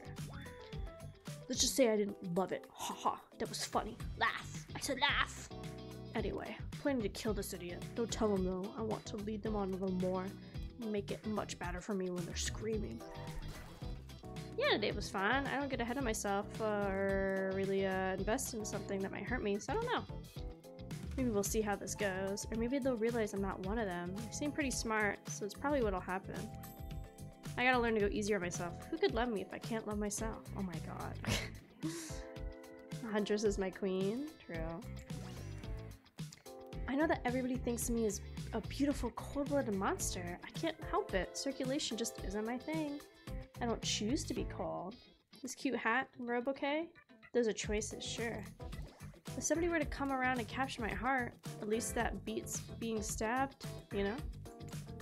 Besides, I'm gonna get bloody revenge on society that used me and threw me away. Maybe it won't hurt to have a little help. Let's see, you survived the first day. Oh goodness, this game did say it had a lot of achievements. It said it had like 36 achievements.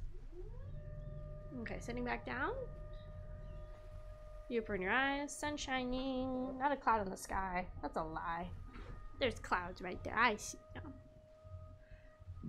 You feel great. Totally well rested. Not even suspicious of the fact that you fell asleep by a campfire but woke up several yards down the beach. Esther's spirit just like took me down the beach a little bit. Wait, are you on vacation? Was yesterday nothing more than a strange dream? Nope, not a dream. You really are here for another day. Why? I have no idea. You're absolutely a weirdo. Speaking of weirdos, I see the rest of the gang hanging on the beach. This is definitely not a dream. I wouldn't rule out a nightmare just yet. At least they make a sexy bunch. Yes. And talk about sexy, here comes Trickster carrying coffee. Ew, coffee. Ew. Ew. Get it on my face. Ew. I hate coffee.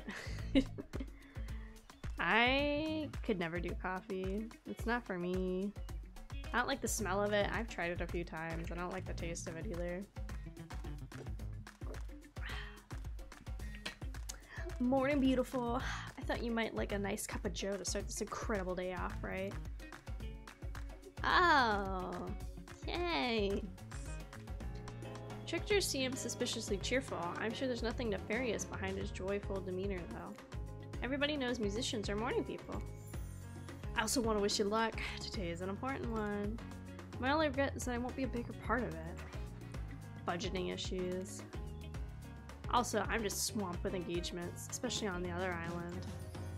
Trickster winks at you. If you want to ask him how to reach the island, now's the time. Never mind, he's gone. Love the smell of coffee? Gross. I don't like coffee. At least he brought me a cup of... Don't drink it! The hell was that? I don't call him Trickster because he's good on the skateboard. He definitely didn't get that name because he brings people drinks so they can have a good morning. It's absolutely not coffee. I don't want anybody casually poisoning, imprisoning, or torturing you yet. Ooh, I get this. This is supposed to be a tropical paradise, the type of place you give a 5 out of 5, 10 out of 10, 2 thumbs up review to, not an eternal prison of pain. And please make sure to leave a review. It helps. Trust me, I'm looking out for you, so can we please move on? Hey, wait a second. How did a possibly omniscient, possibly unreliable narrator physically just knock the coffee out of your hand? This is no parliament, and the floor does not recognize the ocean to speak out of turn at this moment. I need no recognition, for I am the ocean. I dominate the land. I submerge those who defy me and become their watery grave. Actually, speaking of graves, I would like to say something of grave importance. Go ahead. Even if this place is an eternal prison of pain, and I'm not saying it is, even a place of extreme horror could still receive a 5 out of 5, 10 out of 10 thumbs up review. It was crafted with love, and or that's the type of thing you're into. You know, the ocean is right. A lot of hard work goes into a place like this. You should really judge it on the artist's intent. Whenever possible, start from the mindset of giving them the benefit of the doubt. Constructing these elaborate simulations, vacations, it's not easy to do. Sometimes there's some small bugs or inconsistencies, but that's just the nature of the progress. Perfection is overrated. The universe is full of mysteries. We would celebrate those who venture to bare their souls as part of the creative process with ultimate intent of making things for our enjoyment and not be overly critical of them. Are you trying to sell me on this place actually being good? Yes. Yes, in-gamey. There's monsters to pop. You don't have to say it like that, especially after I saved you from the poorly made cup of coffee. Sorry, we should have been here 5 minutes ago. They always do this on the second morning. Sadly, really. Even if they do make some great points. I'm sure they make great points, I agree. Can we please bring me back, Spirit Chan? Of course, apologies. Last few minutes aside, are you enjoying your time here on the island?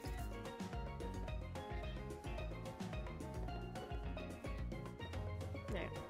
How else can I describe my stay on the island besides really entertaining? Wow, 10 stars, here we come. Did somebody remind me to skip this section next time? Nope. We do need to ask you one question now. We all had to sign away our rights to say anything negative about this place. Would you please sign this non-disclosure agreement? No, I will not say anything about the island. You have my word for that. I, Akemi, agree with the terms of the verbal contract. Perfect. Delightful. Excellent. Yes, yes. Hey, Akemi, it's so totally cool if you have constructive feedback. This place is The place to leave that is in the positive review because we all know that nobody reads negative reviews of game resorts. Anyway, I see Dwight and Claudette have gone into a trance. With the grumbling I hear from your belly, that can mean only one thing. Breakfast. I like to save a lot. Perfect timing. Everybody rolls into the dining area to lard up those sexy little bellies with pancakes and bacon and... So much for maintaining these perfect beach bars. We're all half naked on this tropical paradise. Can we get some strawberries in here? Yogurt, magic powders will only get you so far. Even killers watch their sodium intake. You take your plate and sit down, thinking about yesterday and the whirlwind of feelings you experienced. Danger, dread, disorientation. It was like going through puberty again, except all in one day on a beautiful and mysterious island. It looks like you're not the only one who's doing some introspection, though. Trapper stands up to talk about how his day went, in case anybody was wondering. Personally, I wasn't. Sexy bellies.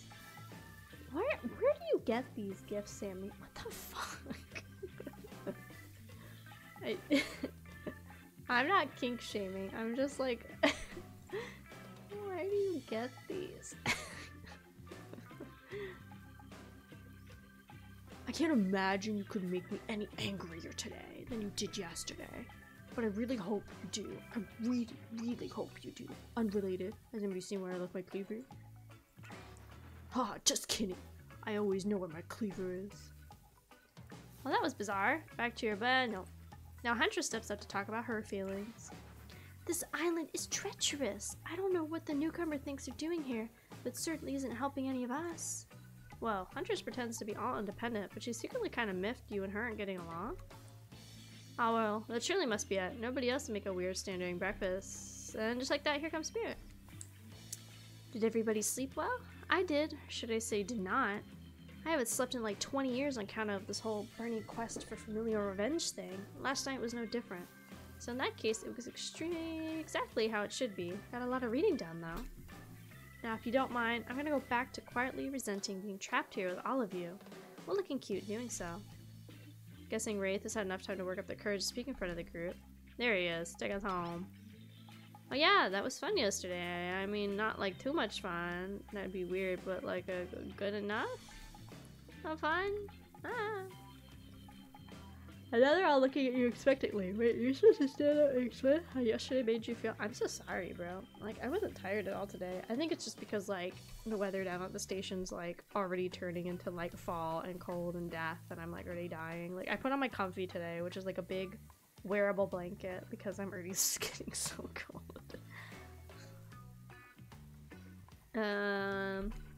I think I need to process everything by myself. See you soon. Damn, what a power play. Keeping wanting more. I'm getting a good at this, sexy true-to-life experience. Shame you didn't get any breakfast, but so be it. Yeah, like, what's the bacon, though? Like, it could be human bacon. After you... Oh. I read somewhere that yawning is not actually tired, it's just like you're not getting enough oxygen in, so I think it's because I'm like reading all these lines.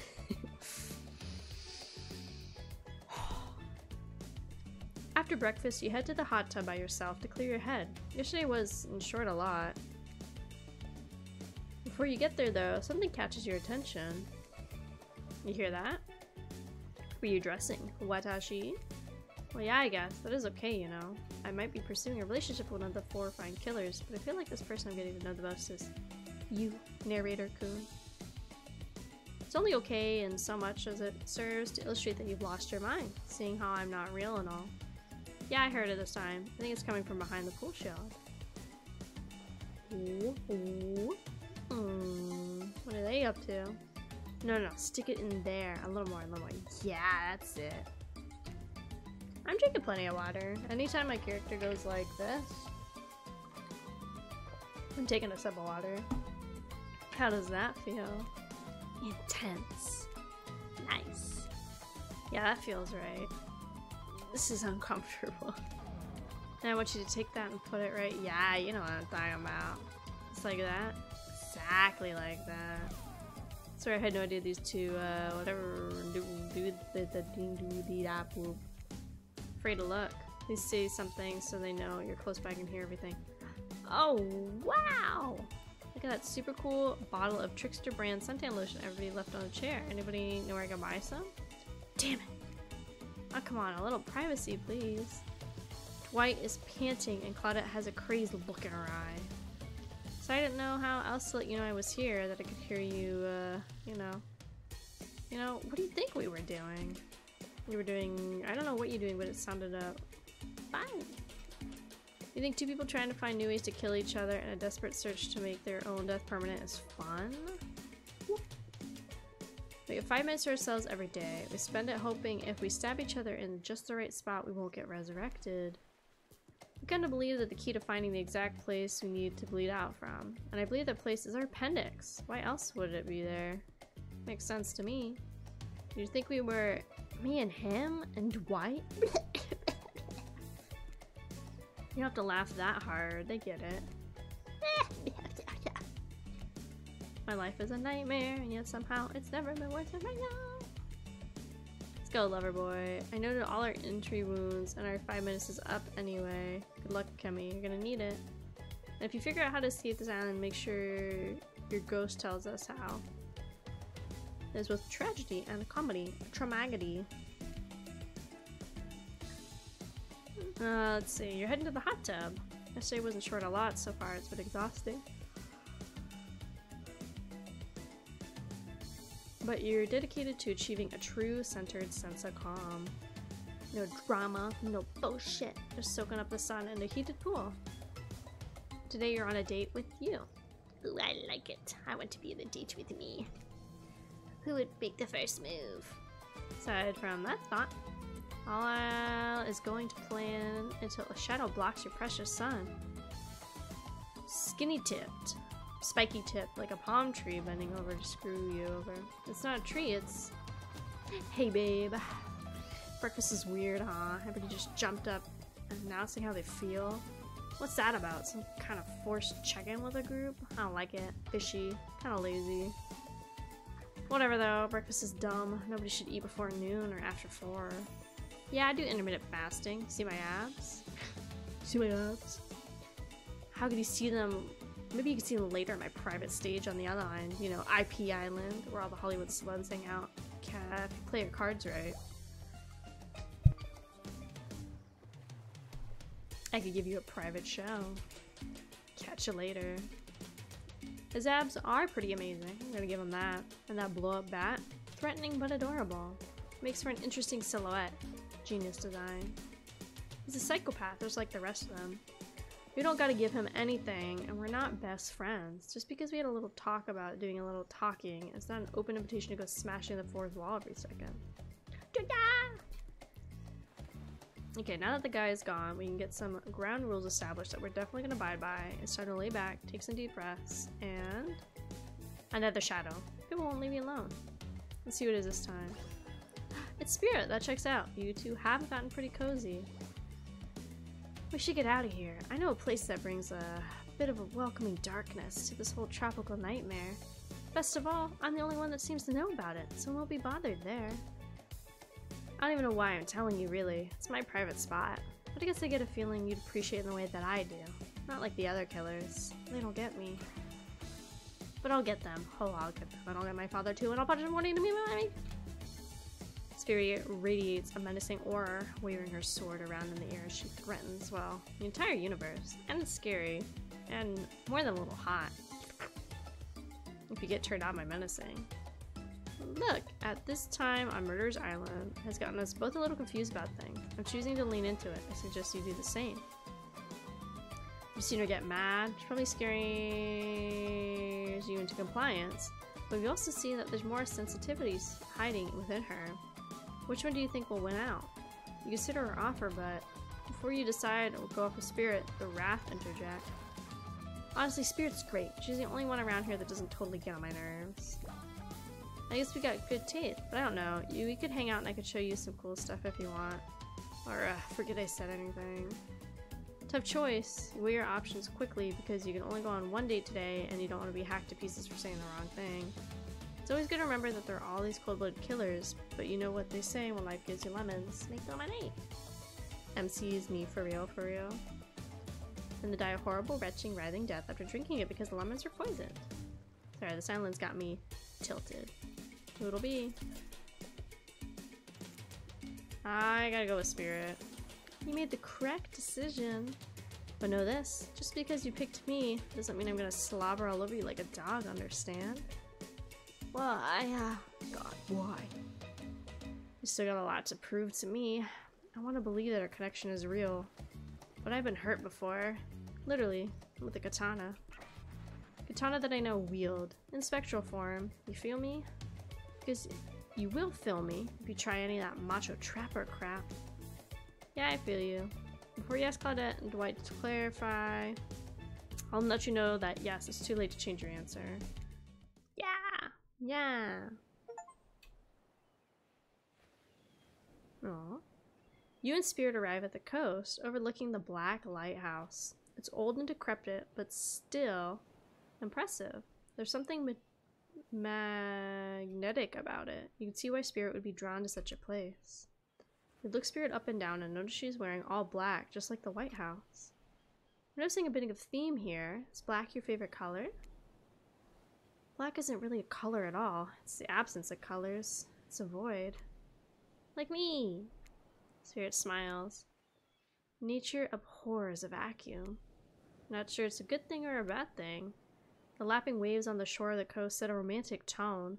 The fog that surrounds Spirit everywhere she goes blends perfectly with the mist rolling out over the rocky shoreline. She's at one with this place, and so are you. The peace doesn't last too long, though, as the lighthouse lets out an eerie howl, like a monster dying, spiraling black light stretching across the sky. Spirit has to yell at you just to be heard. Oh yeah, it does that! The light and sound recede, and the two of you sit in silence. Spirit lays a towel down and then pats it gently. Clearly she wants your company, so you oblige. When you do, she takes out some sunscreen and hands it to you. You get to rub it on her. You're not actually sure what to do. It's an invitation to get a little hands-on action? What else could it be? Now we're talking. I think she wants for me. Thanks, I forgot to bring my own when I lost my memory and fell in the ocean. No problem. I figured as much. I have a feeling if we try to get handsy, she'd slice my hands off, which is hot, but then I can't get handsy. Spirit turns away while you slather lotion all over your body. Need any help reaching those difficult places? You see a hand floating around your back. Sure. Spirit hand on your back is ice cold, but she has a soft touch. When she's done, she takes care of herself. You watch as Spirit applies sunscreen to her in the most unique way possible by floating her own hand around her back to spread it on.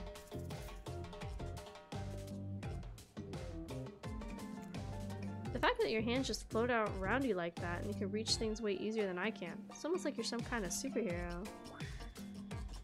I'm glad you get a kick out of it, but floating severed limbs isn't exactly the type of superpower you think you wish for as a kid. I'd much rather be able to read minds. Maybe then I'd understand why some people act the way they do. I'm sorry, I clearly wouldn't thought about things. Sometimes humor is how you deal with uncomfortable situations, but clearly you read the room wrong. I was thinking about you must have gone through to end up like that. It had to have been horrible. It's worse than death. At least death ends eventually. But I wouldn't want to forget it. It literally made me who I am right now. Truth is, I could pull out all of these bits of glass that got stuck on my flesh right now if I wanted to. But I don't want to. Each shard is a reminder of what my father did to me, and what the world did to him. So I refuse to play the universe's game. I hate the idea that I'm forced to succumb to the pressure the way he did in the end. The way that fear and anger filled him up and then came bursting out. The way his misery flooded our home and drowned us all. Whoa! It's hard not to think about revenge. The dragon inside me is doing to me what the world did to him. I have to fight it, even though it gives me strength. I must maintain control. You're stronger than he was, I'm sure of it. I appreciate that, Akemi. Yeah, let's hold hands, let's go. I suppose it's a little help. I suppose a little help isn't a bad thing. In life, in love, This world has a lot to endure alone. Maybe I could use a little assistance reaching my delicate toes for a bit of lotion. We get to touch your toes! You know, having your body contorted into this vengeful poses, it does a number on my joints. Rubs the lotion on its skin.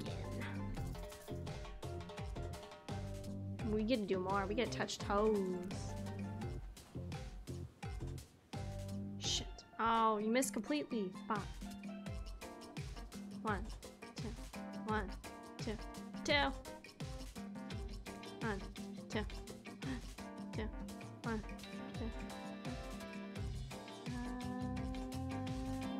2. Shit. I'm so bad at this. No.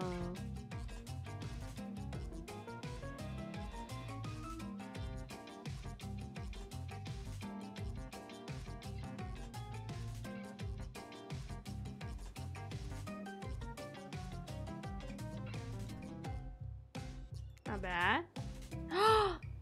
Cheater. Oh god, no. She's gonna kill me. I didn't touch the toes right. I gave you this small opportunity to connect with me. I thought you'd take it seriously. If you can't handle a couple toes, what will you do with more of me? No matter, it's not like I need your help. It's just a gesture. No! No, no, no, no. Playback, playback. Playback, playback.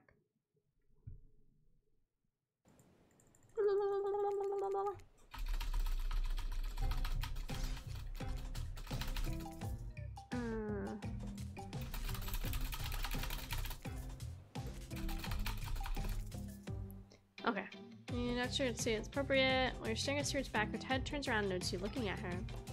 I'm sorry, is something wrong? I like how Kiss is blocked. I was just thinking about how much you got to look away.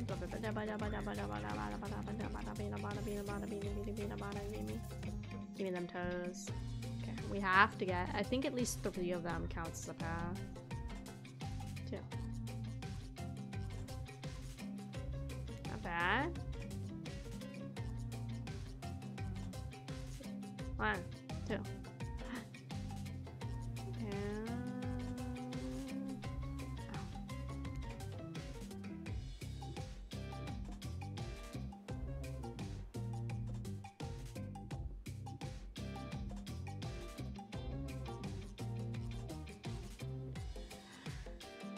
Come on, brain. You can focus. You can figure this out. It's not that hard. It's just spinning in a circle. I don't want to mess up. I want to touch toes. I want to touch her toes.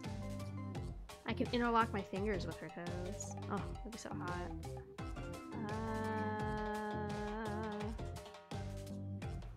Yeah! Got a perfect toe touch.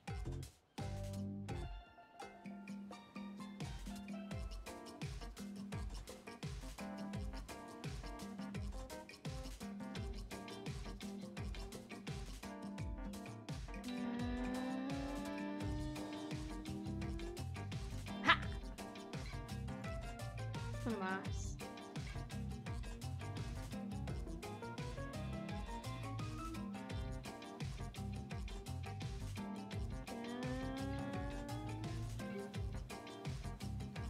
Yeah! Yes! Well, I suppose the lotion made it where it was supposed to go eventually. You weren't too incredibly wasteful. Not a woman who believes in rushing things through just to get them done. If there is a next time, I'm sure you'll do even better. Let's fucking go. We touched our toes. Let's go. Like with the lighthouse, its ominous dark form hovering above this moment between spirit and you. Evil as it clearly is, in this case, it does you a solid by blurting out another ominous moan and bursts the black light that rescues you from the awkward silence. Oh shit, go shit. Okay, now that we've successfully touched toes, let's save. Yes. From seemingly out of nowhere, an ancient-looking ship appears in the water. Its glow, itself a thing of death, a spirit of the ship that once sailed the seas centuries ago. You're jealous? My toes. Back off. Tattered black flag whips in the ocean above the ship as it careens towards the shore. Before crashing into the rocks, must have been drawn in by the lighthouse. You hear the distant shouting of sailors as the old wooden ghost ship breaks up and sinks into the water.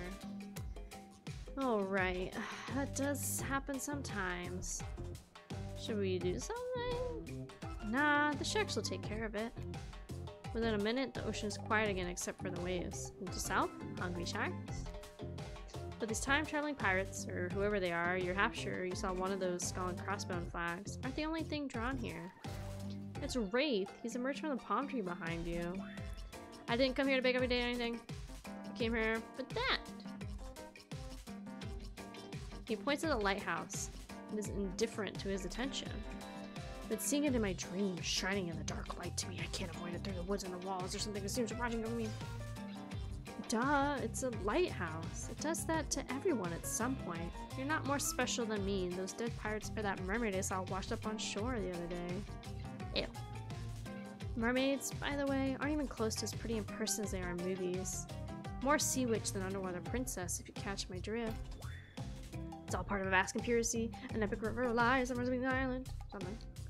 Sure, I figured out the basics. If you come with me, you can get cut. Spirit waves her katana, nearly trimming a couple buttons off a raised trap at the top. He takes a hint and backs away a few steps. For the quiet guy, he never really shuts up.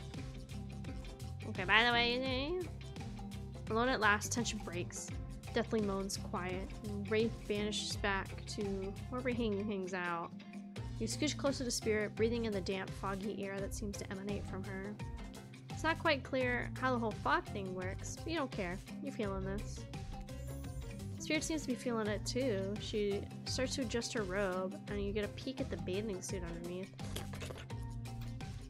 For someone who seems intent on proving just how little she cares about what everybody else thinks, she puts a lot of work into that swim and got straps for days. However, you're so focused on what's happening with Spirits, you don't see the next interruption coming. Can we kill these two? I'm on a hot date with my ghost girlfriend. Claudette and Dwight burst in on you, interrupting whatever you were doing. It doesn't seem like they're worried they'd bump into much. We're here to make a very dramatic announcement. Well, technically, we're here to invite you to join us back at the beach. We'll be making a very dramatic announcement. It's hard being producers and the host. Aren't survivors supposed to work in groups of 4? No, you're stuck.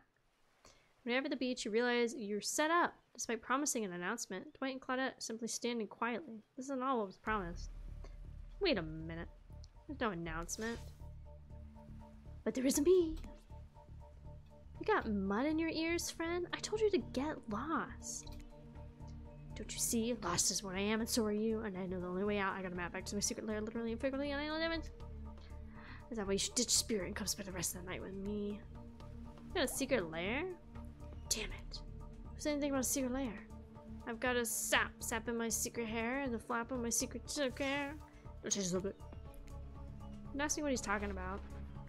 You're trying to mess with the first nice day I've had in I don't know how long. It's because it's never clear here, but it's been a while. I'm not about to be ditched for the likes of you.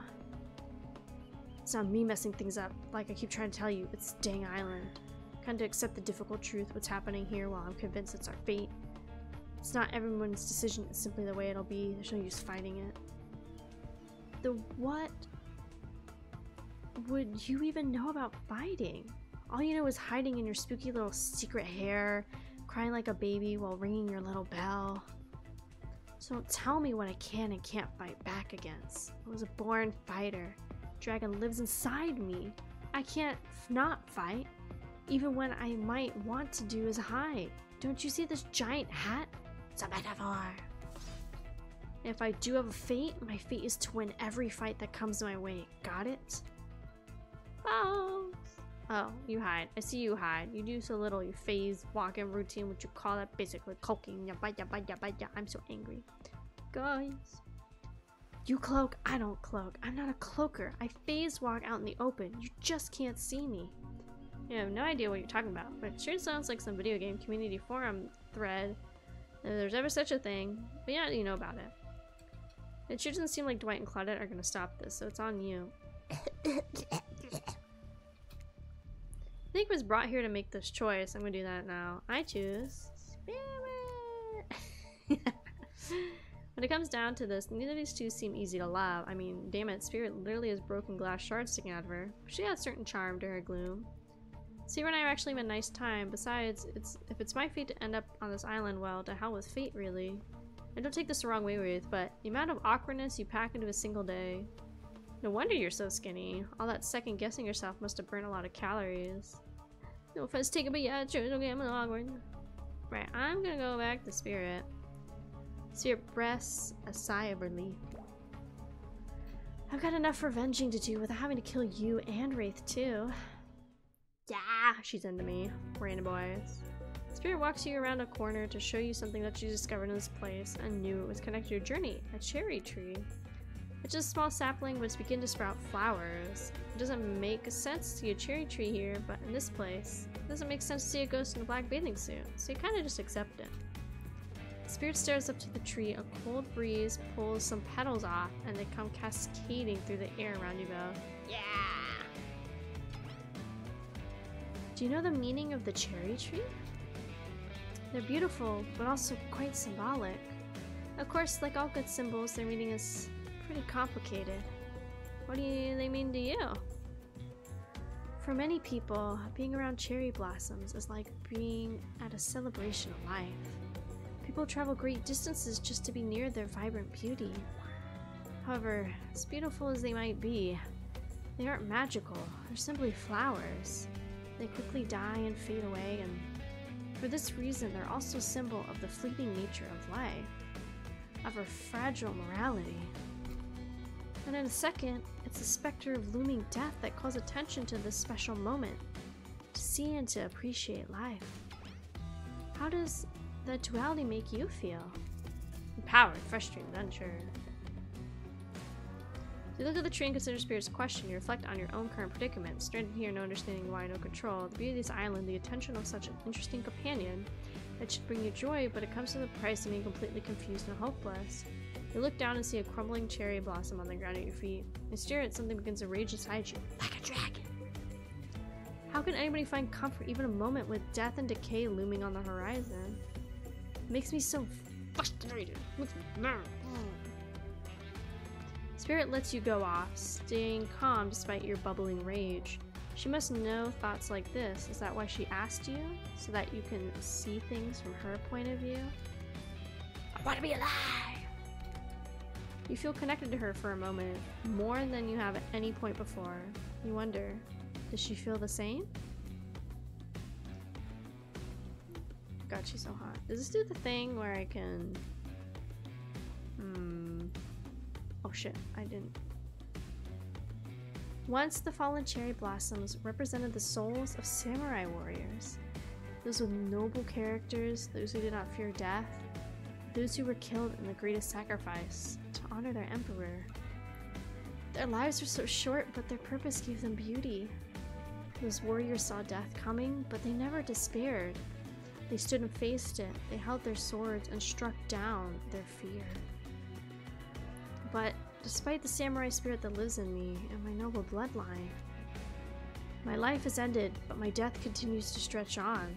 The cycle is frozen. This cherry tree, it's not real. Though its petals fall, they soon replenish. It's as if it were installed here by someone.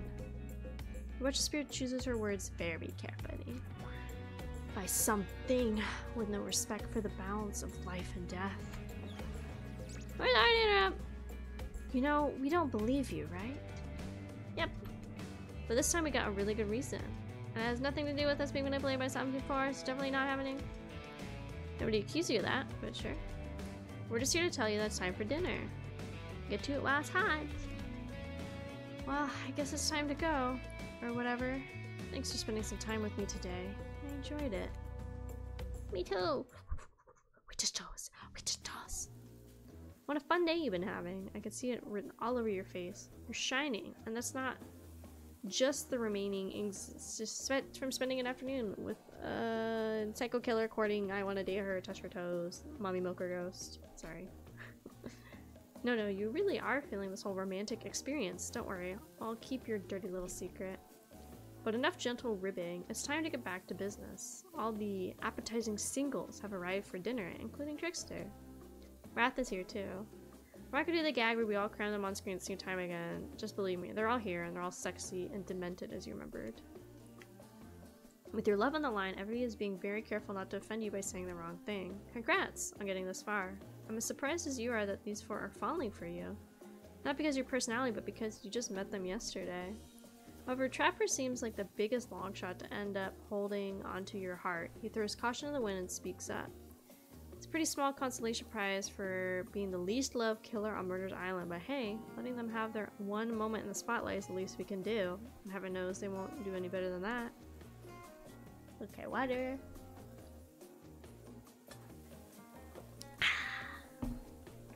If I'm dining solo, I'm eating what I want, and you're all eating it too. Lamb shake. Raw, salt, pepper, no sauce around. Serve it on a single piece of broccoli so Wraith doesn't complain. I like broccoli. Gives me horrible gas. No, I don't like that. Buddy, wait till you smell what raw lamb does to my bowels. It's awesome. Dinner will be served shortly, but certain power brokers would like you to know about your day. Would you like to share your day with the rest of the group? You had an interesting day, that's for sure, but how do you describe it to others? Say too much or too little can affect your standing with the group. Just sit there. Nothing's an option. I'm a gush. I'm gonna be like, oh, I went and I had to date today. But she all gonna meet the real spirit. She's beautiful and you love her. She looks horrified. I promise she doesn't want people paying her any more attention. She's trying to do her own thing. No! Abort mission, abort mission. Sorry, I just want to talk about touching toes. I was really excited about the toes. Okay, run it back, run it back, run it back. That's what you do in real otomes too, you just run it back. Be coy. It wasn't really a date, more like two people avoiding everybody else and choosing to be alone, but doing it in relatively close proximity to each other. That's exactly right. Couldn't have said it anything of value better myself. Sierra is clearly happy with the way you portrayed your date. No surprise, she doesn't like people getting her business. Giant Claudette bring down dinner, everybody sits in silence. No one trusts anyone now, and they're all very tired. Wait, no, sorry. That's a dreary supernatural horror thriller set in Antarctica, not a charming parody dating set. Bony appetite. What you mean, bone? No, almost everything we serve has a lot of bone, is it? Even vegetables. Vegetables don't have bone. Possible to avoid on this island. Everybody eats without speaking. Tensions are rising, both the sexual and deadly variety. Nobody finishes. Dwight and Claudette come back to clean up the table. They linger around you as they pick up your plate, take your napkin, and dust crumbs off the table. What would you like to say to these servants? Thank you. The top-notch service is much appreciated. In fact, here. For us, just doing our job. Thank you. I mean, please be so kind of follow us to the fire pit. We greatly appreciate it. We're doing something big. We've been told something big is going to happen. Something that will change everything. There will be bones. Do you have a choice of how you sit that dweeb? Yes, I mean, I got out. Good. Something needs to change around here. Fire is rebirth. Fire illuminates the soul. Oh, the fire is smoking. Smoke hurts my eyes. I'm burning into my eyes. I'm also horribly afraid of it. The fire I mean, now my eyes because of childhood trauma, but never. That's what he sounds like, I promise. Finally, everybody starts moving to the fire pit, if only to get away from Reese complaining. You take a seat on a comfy log, feeling the fire's heat against your skin, waiting for other killers to take their place, wondering who will tell a story this time. Will narrator tell a story? I bet they got a surprisingly stunning creative mind. Hey, you think? Are they allowed to simply paste thoughts in my mind? Does that seem fair? Everybody makes their way in, but something unexpected happens. Nothing. Nothing happens. Something always happens. But nothing is probably a great sign. Maybe not a great sign. Who knows? Oh, cool. Now everybody's looking at you. So, you know, do something. Should I pick somebody to tell a story, or we could play charades? Boggle. Actually, tell you what to tell a story. points his spine and skull staff thingamajiggy at you. You duck out of the way. Who knows what the thing can do? Probably shoot lasers. Try not to bore us. We're just very interested in you. Don't speak for me, Huntress. Now you can't tell if they're all warm from the fire or if you're new, so keep not. I know the fire is right there, but maybe if we start talking about it all the time, we can start pretending it's not there and doesn't know I'm right in the right line. You're not supposed to hear me. Get out of here, Wraith. Akemi is about to make an important decision on telling a story or not. Sure, I'm going to tell a story. I hope it's a mystery. What type of story you want to tell? Romance. About two lovers who take poison together and die foaming at the mouth? Or about two hunters who meet when they both try to bludgeon the same wily Wolverine? Not quite. It's about my parents. They met at a party in college. She was dragged there by some friends. They couldn't have been more different yet. The night went on and they were drawn to each other. She made fun of his taste in music and he took an interest in her major, women's studies. How do we remember this? We're supposed to have amnesia. They married within 2 months. Bit soon to know if you can trust someone, don't you think? Exactly. I learned a lot about love from them. If you know, you know. Some people don't need years to get acquainted with their partner. Love can spark from a mere look across a campfire. Now you got your attention. Each killer is furiously attempting to catch your eye from across the fire pit, except Trickster, who has wandered over to the bar and is loudly playing his own music on his headphones, drowning you out. That wasn't a very good story. I don't mean to insult you, but it was actually quite bad. So who else would you like to hear a story from tonight? They're from Killer tries to decide who might have the most entertainment. Let's go back to Spirit. I suppose I could tell a story. I don't really want to, but anything I say is sure to be better than whatever you get out of anybody else here. Like all good stories, I stole this one from somebody in the past who is dead now and can't do anything about it. It's called the technically I suppose the fiancé? One night, a young couple decided that the next spring they would be married. The two were madly in love and could not wait for the snow to melt, so they could join in matrimony and unite their souls for eternity. Per the latest bridal trends, they decided to have their wedding ceremony at the edge of the woods by a beautiful, shabby chic farmhouse. Together they spent months planning the details of their wedding. The two created invitations, figured out seating arrangements, tasted 100 cakes before settling on the perfect one. They chose Lilikoi, by the way. So fancy. I've never heard of that. When it came time to figure out the decorations, however, the bride, Beyonce I guess, since she wasn't actually married yet, wanted to take the lead and set the style. After all, her boyfriend had been wearing cargo shorts and open-toe shoes for pretty much their entire relationship, so he definitely could not be trusted.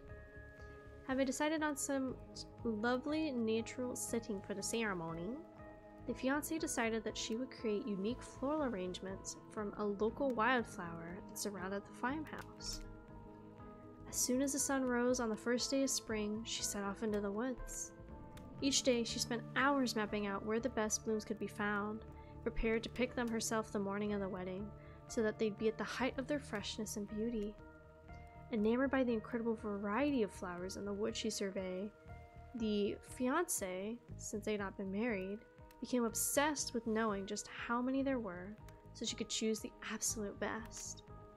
When the fateful morning of her big day finally came, the fiancée told her husband-to-be that she had one final errand before the wedding.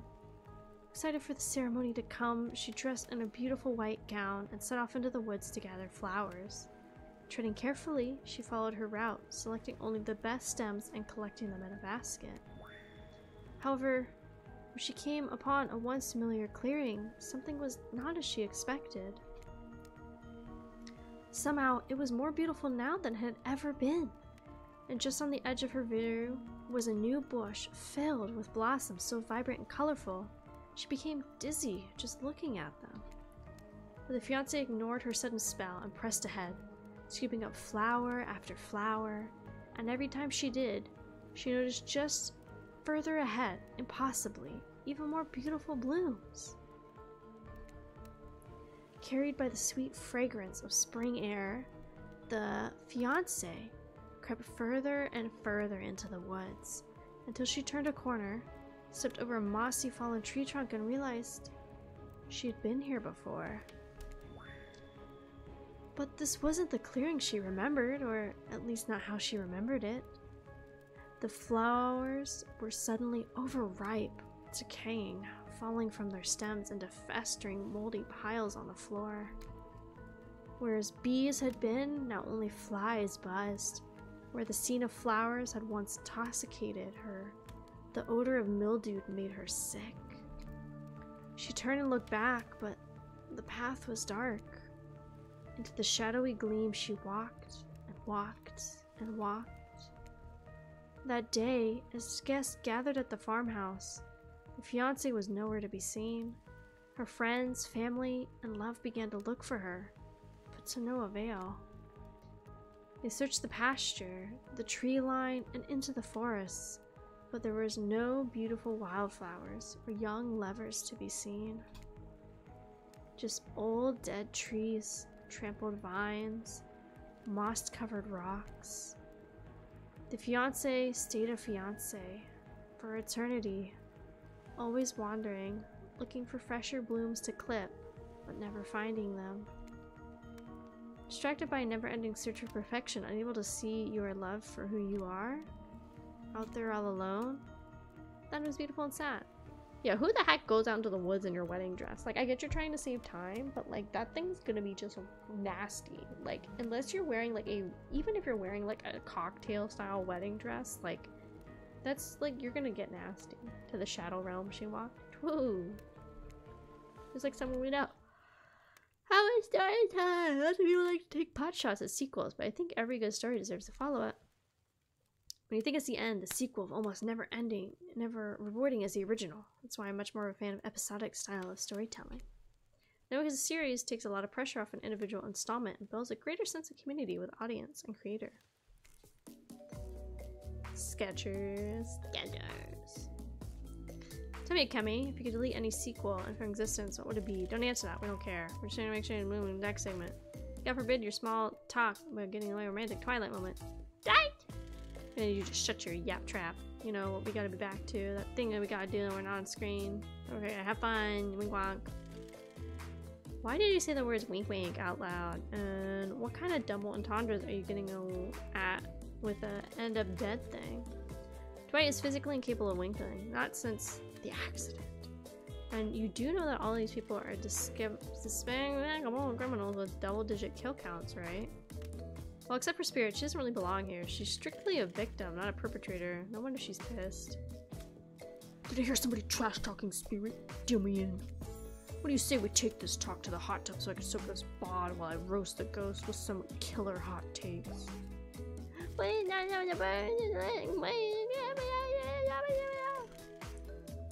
if you turn away and ran away this place? Something good to do on me? On those spindly legs. You'll probably tire out before you get too far. If it's running away from someplace more secluded Akemi is after, you'd absolutely join me. Have you seen these legs? Pure power. Not that I walk speed really flex my giant statue, but that's because I choose to move slowly for stealthy reasons. It's my own choice and completely logical. Why is everybody so obsessed with comparing themselves to each other and creating drama? I'm so over it all. Don't you get it? Society wants to trick you into fighting with each other so that corporations can swoop in and sell you fake solutions to all your fabricated problems. I'll be sitting in the shade and drinking something locally sourced while thumbing through a public domain novella printed on recycled paper because I refuse to play their game anymore. It's like she's actively trying to be as unappealing as possible. Does it really turn anyone else on? Or just me? Despite Trapper's insatiable appetite, it seems his attention, along with the attention of everybody else, is on you. If you could, I don't know, just pick one. Who will you pick? You heard him.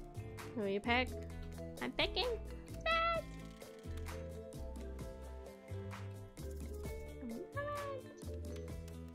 Oh, they're blinking. I thought their eyes were following me for a second. They're blinking.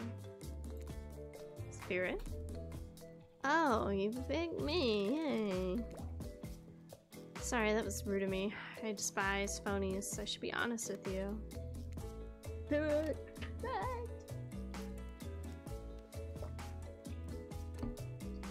You make for interesting company, and I love the idea of winning over those other killers all the time. Even when I hate the game and the prize. But I've had a long day. Floating, subverting expectations, grinding my teeth as I imagine sweet revenge. Takes a lot out of me. So don't stop bringing your A game, alright? It might seem like I hate everything, and getting to really know who I am is an impossible task, not even worth trying, but it's not too bad. You won't know unless you search deep inside yourself and just bring everything you've got. Or just say the exact right thing at the right time and melt my cold dead heart. Shoot. See you at the bar, I guess. I didn't mean to hit the space. Oh god, their routes are kind of long. We're already 2.5 hours in. You're at the bar to find Dwight and Claudette, both holding cocktail shakers, surrounded by a bevy of bottles of assorted booze. Who's ready? Take it away! Well, I don't drink, so not me. You really don't drink ever? Is it like because it'll just fall out of the hole in your stomach, or? I don't drink alcohol because alcohol is the poison of the body and mind. I don't need to act like a fool to have a good time. Then why do you choose a mixology lesson as your romantic nighttime evening? Everybody knows this kind of date is just an excuse to get loaded up on booze and make terrible decisions. It's true. Not a single person has ever learned anything at one of these things. Wait, that's not true. You learned how to tie a cherry knot with the stem using only your tongue. Whoa, whoa. Who ordered the soda with a splash in my private business because that's off menu? Well, I know what I'm drinking to forget tonight. Mixology is a real thing. It doesn't require alcohol to be interesting. I'll have you know that I worked at a restaurant before I became violently executed. By your father, of whom you have a bloody vengeance right now. How about you, Akemi? Do you drink? She might like it if we stay sober. Let's save. Shit. Can't save. Fuck. You had the impression that tonight will be a night I want to remember perfectly, so I'm going to pass on alcohol. Here, here. Alcohol is the false escape. Besides, it's not like sober people can't have fun. You watch a spirit picks up a plump cherry and roughly stabs a little plastic sword through it. Cherry juice splatters everywhere, and its little fruity guts flop onto Spirit's lap. Oopsie. I'll help you, ma'am. One of the upsides wearing black. It hardly shows stains. Or take backsies. So lovebirds, what drink shall we make? Bloody Mary?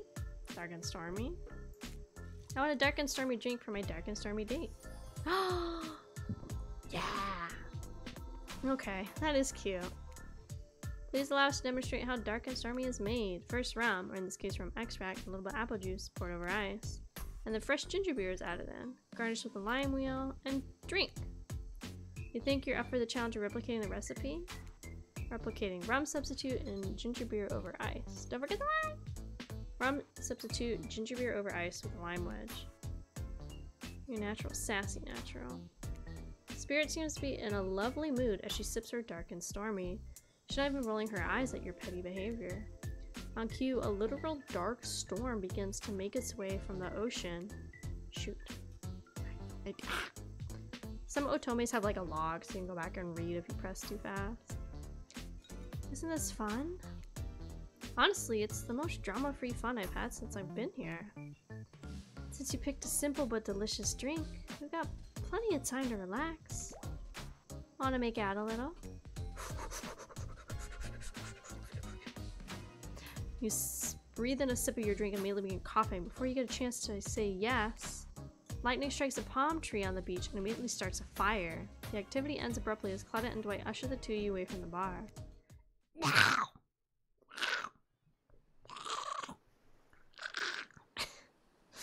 I wanted to make out with my ghosty girlfriend. The gang's all together again on the volleyball court. Seems like only yesterday you were sitting on the sidelines watching everybody getting sweaty. Because it was? It feels like I've been here a lot longer than that. I know, nature cock-blocked us. What a fucking dick. It's so late that the sun is already beginning to rise. Better get this over with quickly so that you can get some beauty rest. I do not recommend the eternal damnation of perpetual nereidom. Good thing you're already used to your own time well since then. Really getting to know the gang, the brain, the Mogul, the something. God damn it. Anyway, everybody's gathered on Livetag court for a new type of game. Pick your dream date and see who Akemi chooses. Who's ready for round robin? How many rounds are we talking? No, not to eat, Huntress. Each killer gets 2 minutes to tell you about a dream date that they planned for you tomorrow. In no particular order, which is a weird thing to mention, right? Also, almost like the order does matter. Trapper, why don't you go first? You think you deserve it. If that's the case, it's double dig. Yay!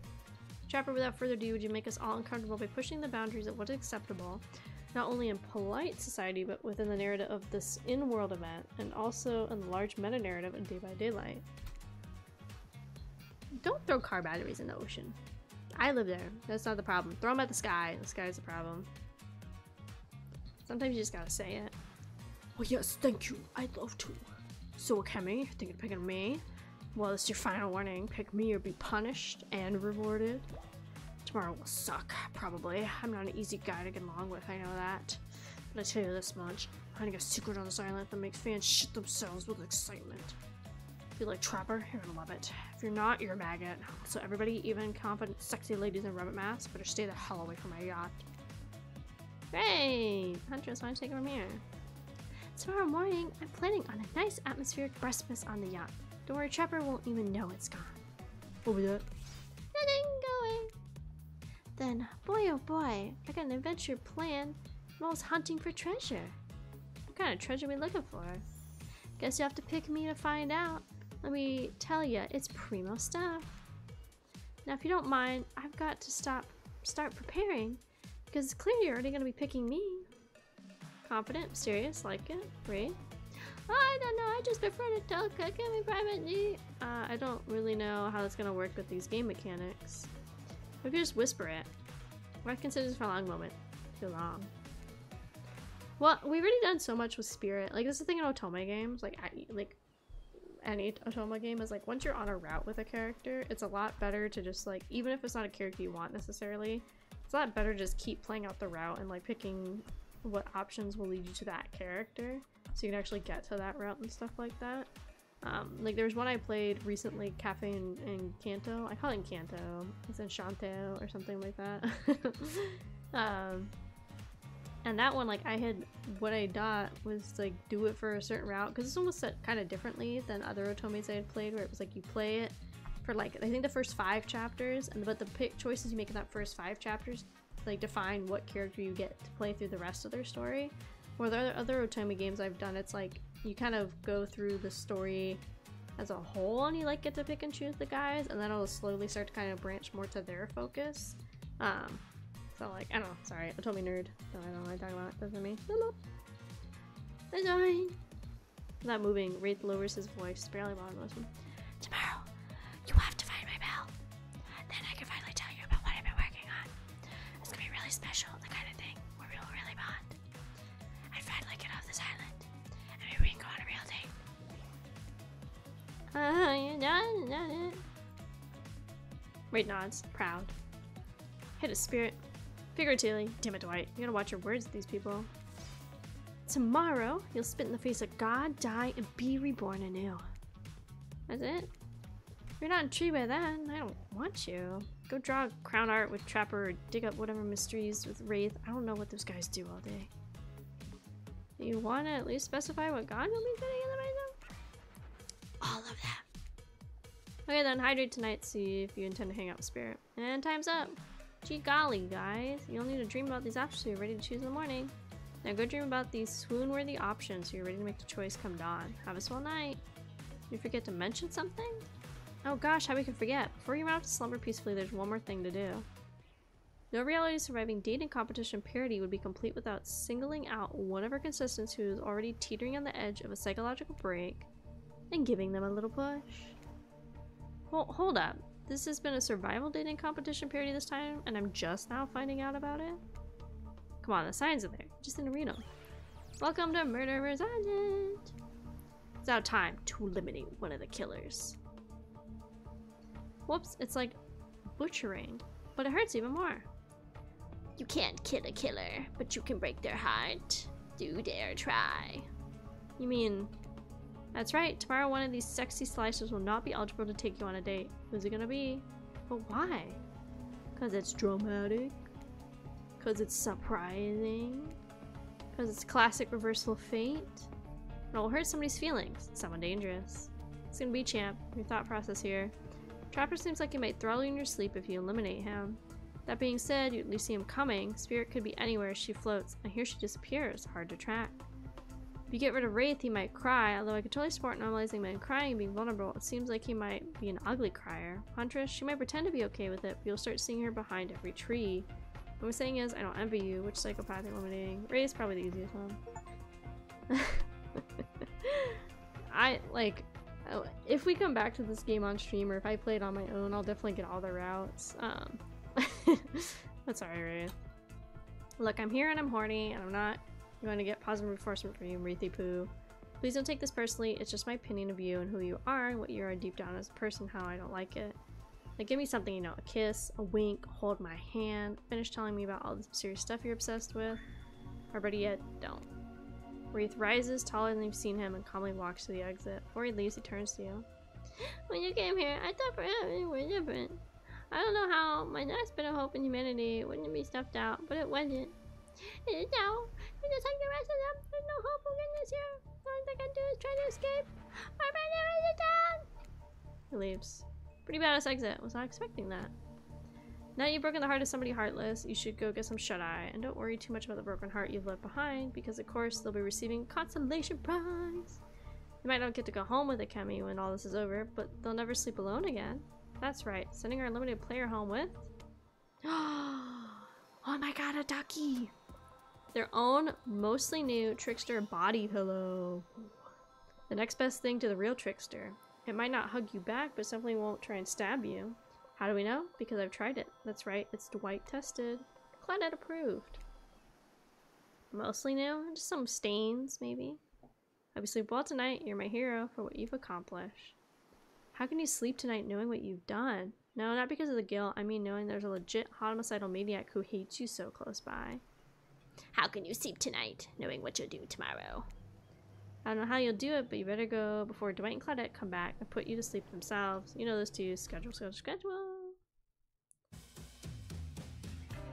Wow, what a crazy way to end the day. An elimination. I didn't know that kind of thing was in this game. Let's check in on everybody, especially our loser.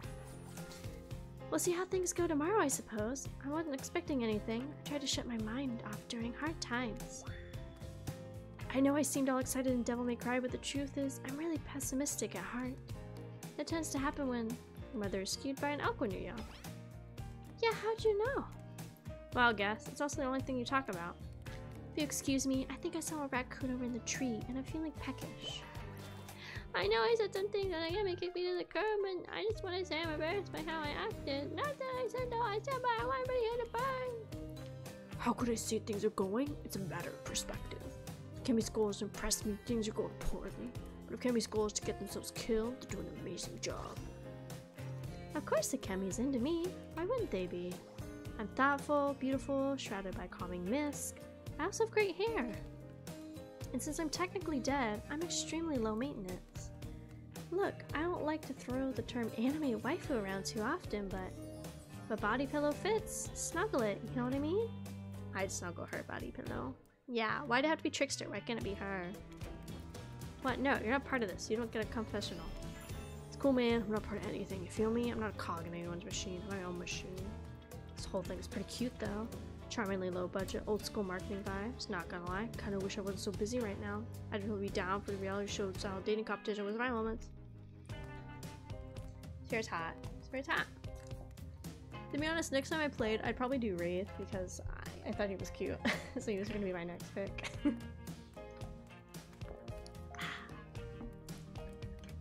Before I get my new album, upcoming tour, finalize a new speaker line, produce a limited series of my life, start this new social media NFT crypto app, doing those private geeks over IP Island.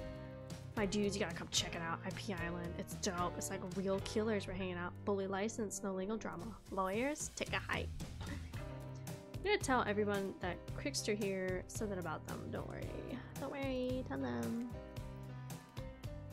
Talking to your favorite established characters from all over pop culture that can't be on this island. Hell, you probably can't even mention them. Like, don't say it!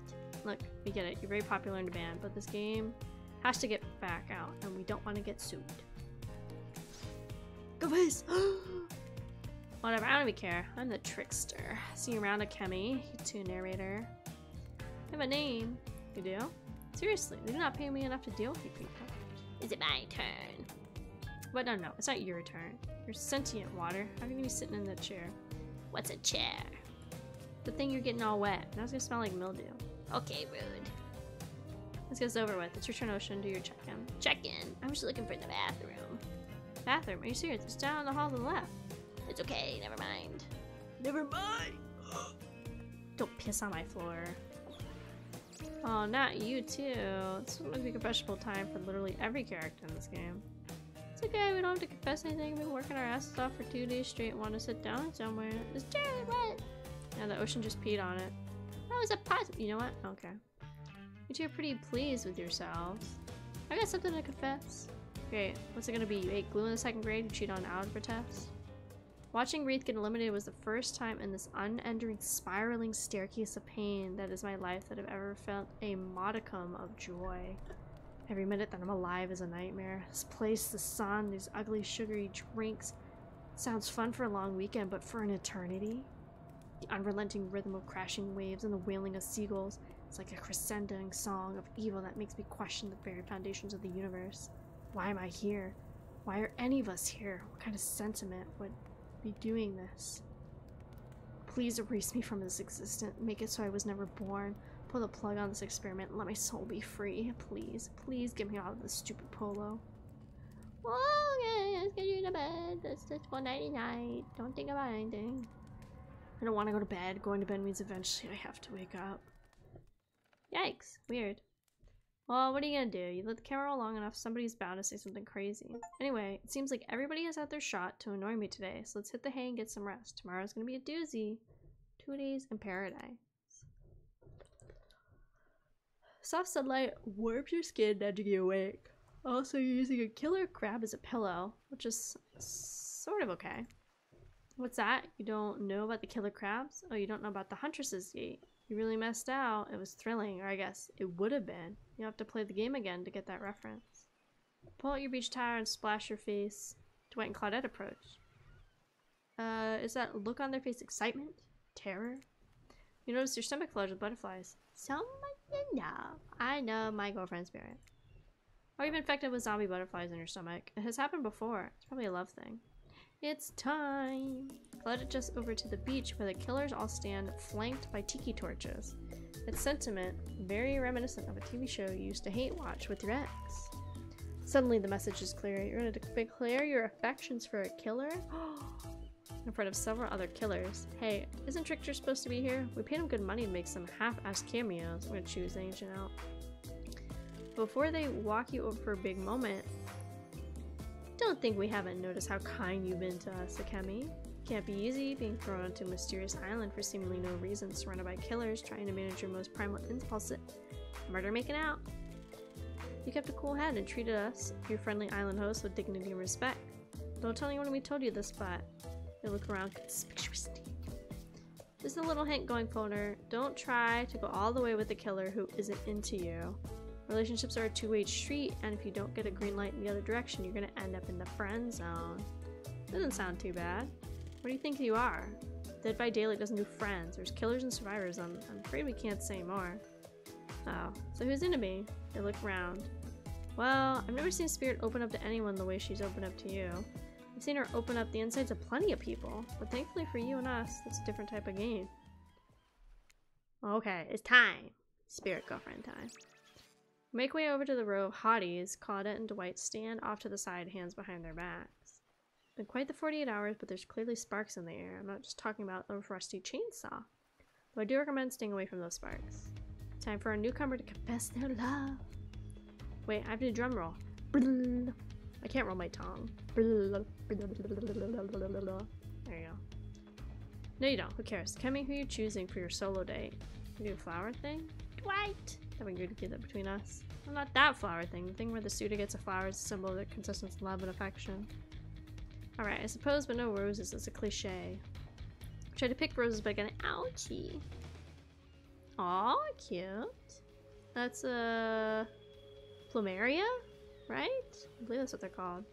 Beautiful. You've done good. What a lovely bouquet. I hope Dwight saves some for Claudette. They're a thing, right? You're getting the vibe too? No? Just me? Sorry. What do you select to receive these flowers and spend the day with you?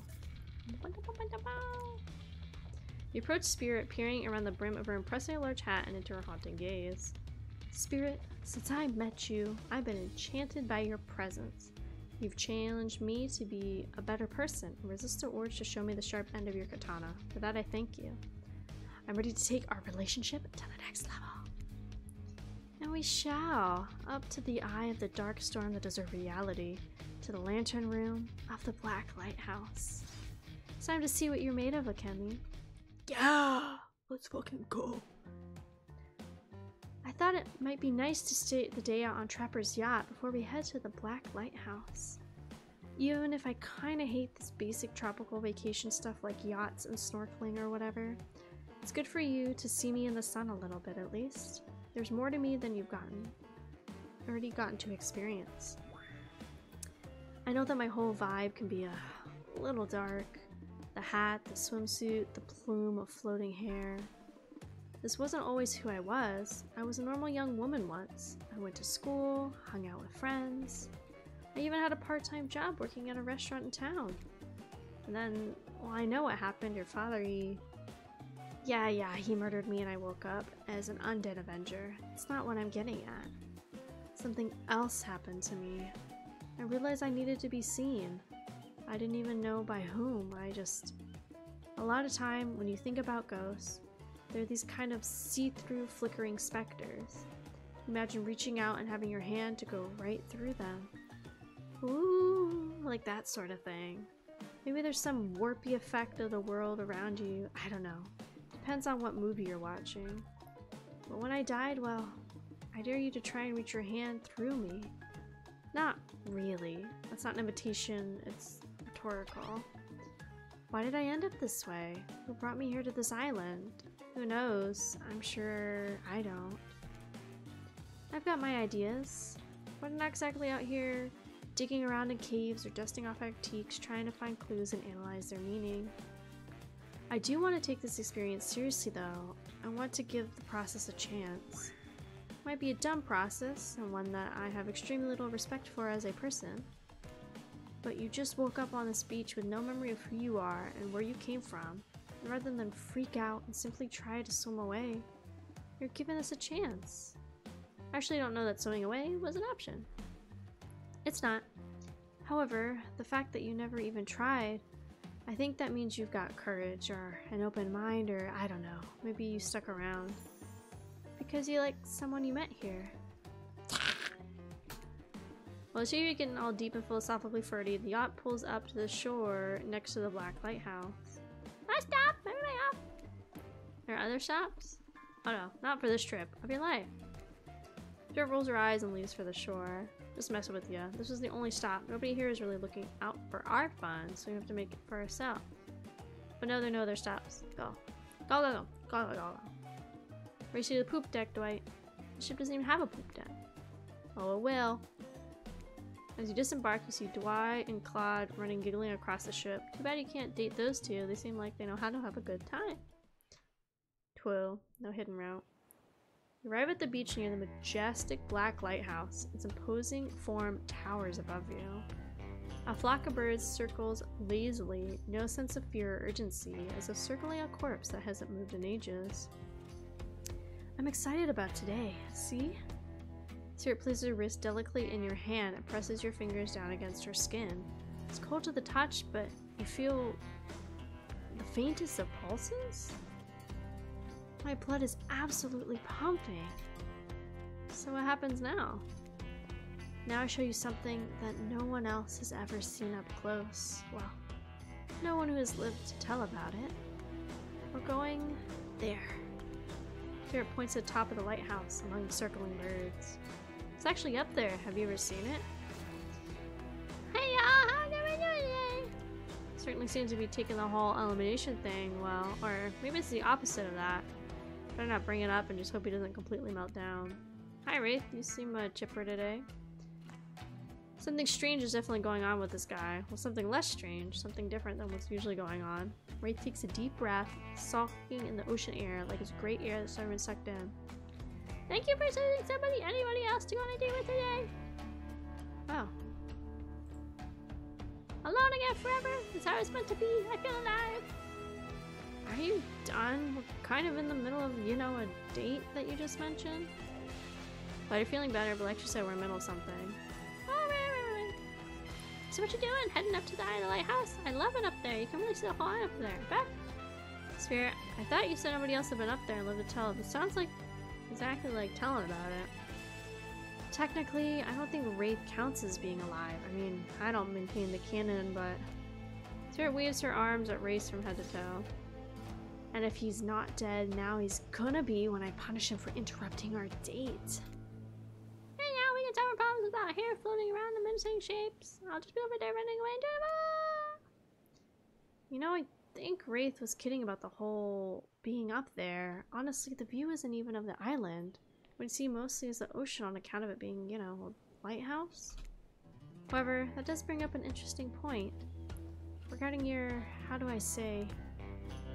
Sierra's hand floats up as she scratches her head complaintively. I don't usually see her at a loss for words. What's your mortal status? Because despite what our lengthy friend seems to think, the lighthouse is not trifled with. It's a beacon of death and suffering that brings doom for all those corners of the world, not further. Well, duh, you saw a freaking pirate ship, though, go like whoosh, whoosh. That's what happened. I think I'm alive. I'm here with you, walking the beach, feeling the water on my feet, feeling the sun on my skin. You're with me, the spirit. Doesn't that really make you alive? Guess I don't know. If you come with me up into the eye of the black lighthouse, you may never return. Is that a risk you're willing to take? Because we have something. I won't deny it. I feel it. I'd hate for you to simply turn to ash. If we were to commit right here and now to figuring this out as friends, we could put that risk off for another time. Just be friends. Whoa, dude. No. I touch toes. We're in this forever. I don't know if I want that friendship. I want you. That's why I chose you. I can't decide this for you. I can only warn you that it might not be safe.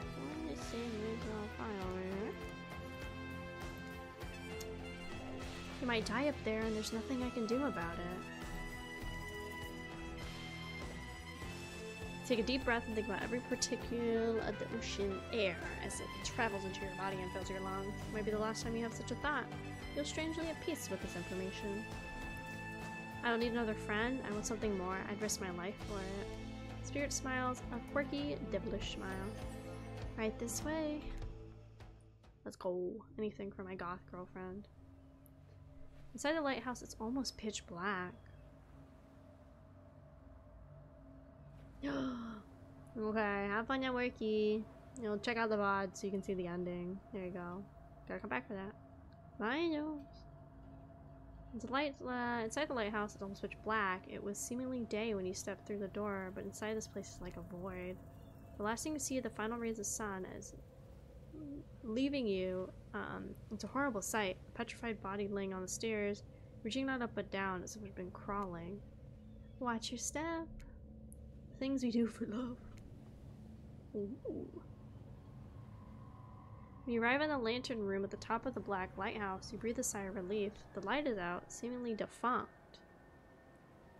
Yeah. Come back and watch the VOD later. Yeah. Dust cakes the room as though it hasn't been operated in centuries.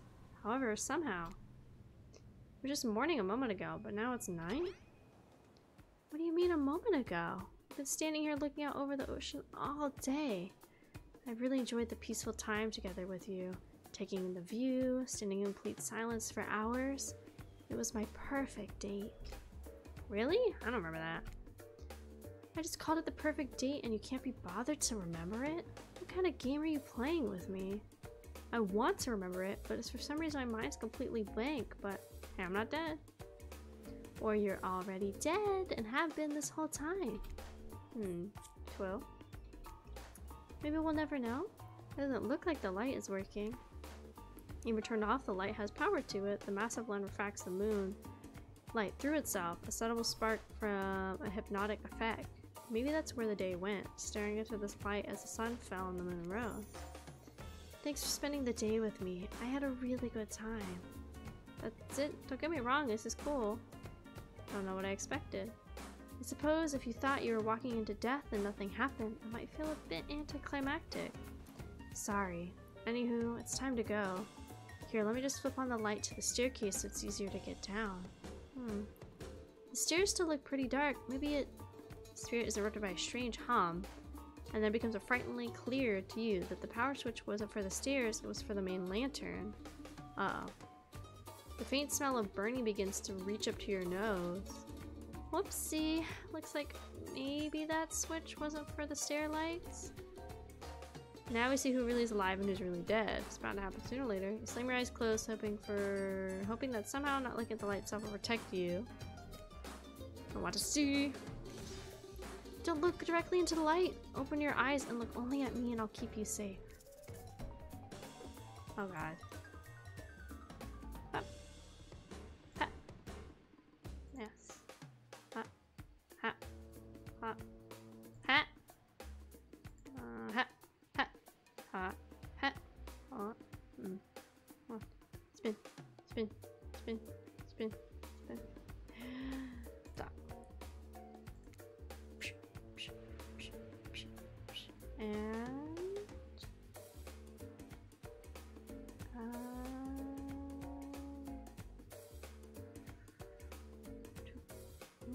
I need to not think about this too much. I get like psyched out of it. Yeah. Oh my god, this one's so fast.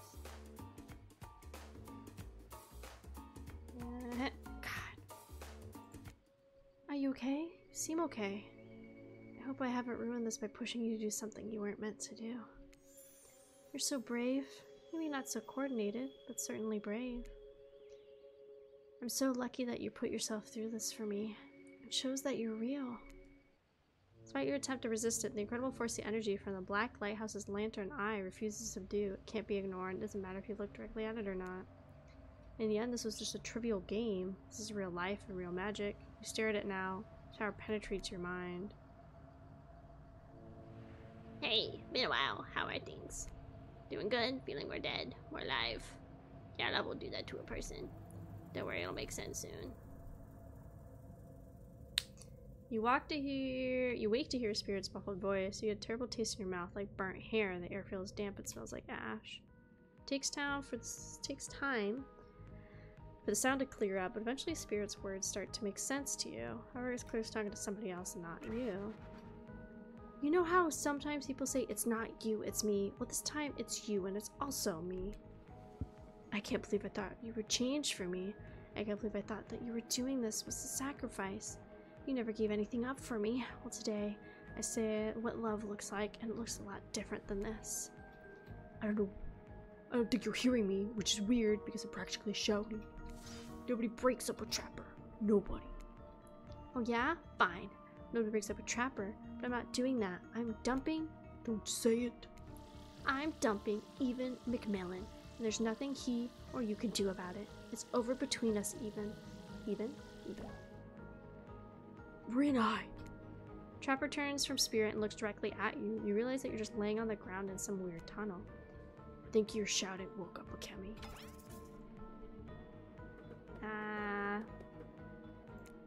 Intend to be as quiet as possible. You hold your breath and freeze in place. Sorry we woke you up, Akemi. After what happened, you'd probably be better off sleeping for a bit longer. Things got out of hand. How'd you know? You were talking in your sleep basically non-stop until you woke up and then got quiet. What was I saying? I don't know. I don't speak Dutch. Yes, see, there you go again. The jig is up, as they say. They know you're awake now. You have to deal with this awkward situation head on. Clearly shouldn't be here. You two are having a very personal conversation that I don't need to be involved in. I don't even know how I got here. Not here on this island or in this creepy tunnel. As far as this island goes, your guess is as good as mine. As far as this tunnel goes, we brought you here. What? After the lighthouse came on, you blacked out. On your way down, I thought you might have hit your head or something. It's hard to tell what blood is new and old around here. Either way, I wanted to get you someplace safe, so I asked Trapper for help. It's not that I can't carry you, I just didn't feel like it, you know? I hate anything messing with my shards. Trapper, on the other hand, he loves nothing more than having an unconscious body draped over his shoulder. I could have asked Claudette or Dwight for help, but I don't trust them. Do you trust Trapper? Like and trust are two very different things. You might think Trapper could be a real drunk, and you'd be right, but you get what you can see with him. We brought you down here because we're the only ones who know about this place. It's part of an old tunnel network that connects different places on the island. Hey, what's up, guys? Talking Island Mystery, my favorite topic of the neighborhood. Trapper, you said this place was private. Don't look at me. I don't want to tell him about it. Half the appeal of the spot is getting away from people like him. Well, geez, I see whatever I wanted. Zone 3 or trouble now, or I'm thinking you're gonna trap a very thing. We're not a thing. Nobody traps Trapper, not with traps or with a relationship. And you do realize you're sticking your nose in our business night now, right?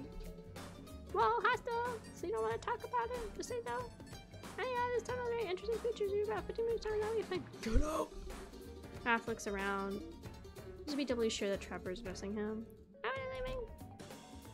This island, it's a lonely place, which is great for me. I love to be alone. Trapper, on the other hand, he's quite needy. And after a lot of pursuit, I finally let him catch up to me. It became, well, I don't want to call it a relationship because somebody didn't really want to have that talk. We were more than friends. I dispute the events as told, for the record. I don't chew, I stalk, and I lie. Wait. Seeing eye to eye was not one of those things we're good at. So I hate to ask, but I just look into refrigerator's size, death lamps. I guess I'm more of a glutton for punishment than I thought. What were you good at? Well, for starters. Excuse me, I take that question. Thank you very much. If you know anything about me by now, it's that I'm on a quest for revenge. Exactly. What you might not know is Trapper is like a great classical maestro of revenge. Trapper blushes behind his mask. It's one way to complicate a killer. Revenge against friends who have turned their back and betrayed him. Revenge against his father for making him into a monster. Revenge against a barista who wrote Ewan on his cappuccino, knowing his name was actually Evan. For someone who thinks about revenge as much as I do, Trapper is an inspiration. But they say to never date your heroes. Good advice? Then you came along. You showed me that's okay to be lost, to feel pathetic, to push on when you have nothing else to offer. I'm not sure where you get all that from, sure. You held a mirror up to my own doubts and fears and showed me that they aren't everything about me. That I can embrace those things but not be defined by them. You showed me that life after death can be more than just an obsession with revenge and mind-blowing sex on the ground in a dark cave or a dusty old tunnel. Trapper nudges you in the ribs with his elbow. Kraus, clearly appealing to Trapper's better features, has been winning strategy for dumping his ass because he seems to be taking it quite well. This whole half-assed dating show parody thing, at first I obviously thought it was a lame idea. The kind of moron thought there was an audience for that. But then we spent some time together and I realized there's something actually real here.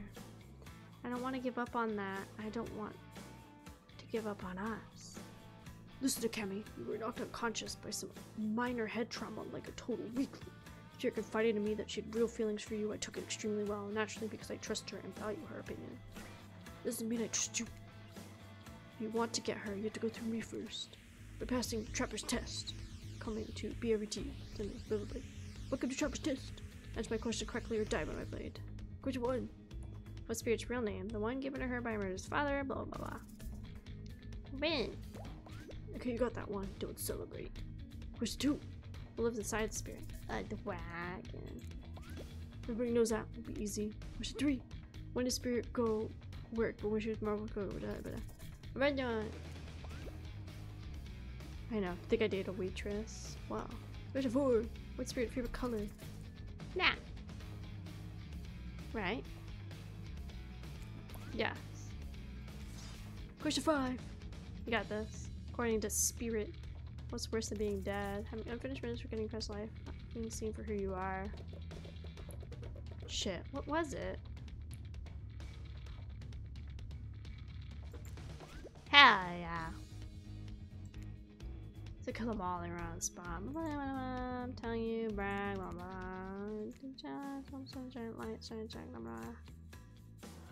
So I guess I reviewed dating spirit or whatever. I didn't really care in the first place. I was just hoping you'd slip by and give me an excuse to wet my blade with your blood. Maybe I'll find some reason tomorrow. Sorry you had to endure that. No, 5 million questions? It was nothing. Not even that. As ridiculous and unnecessary as it was, the whole thing. Waking up in a random tunnel, overhearing our argument, the news that Trapper and I had something going on, the stupid quiz. All of it. Especially the whole Trapper out catchphrase. It's only because I actually like you. None of it would have happened if I didn't. I like you too, Spirit. Please, call me Rin. Rin. I didn't really feel like our lighthouse experience was complete. There was something else I wanted to show you. Your toes. Alone up in the lantern room of the tower? Get your mind out of the gutter, it's that kind of game. Please. What was it? Hold on a moment. I'm being told no. Wait, it is that kind of game. Come back there with me? No place I'd rather be. No place I'd rather be. Oh my God. You're excited to return to the lantern room of this lighthouse, despite all the drama and worry that was previously a part of this place for you. More importantly, you're excited to be here with Spirit. Which makes it all the more crushing that you're interrupted by Dwight. Get the fuck out of here.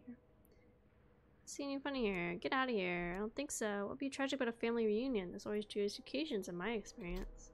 Before they explain what's happening, the lighthouse begins to howl a low, brightening sound.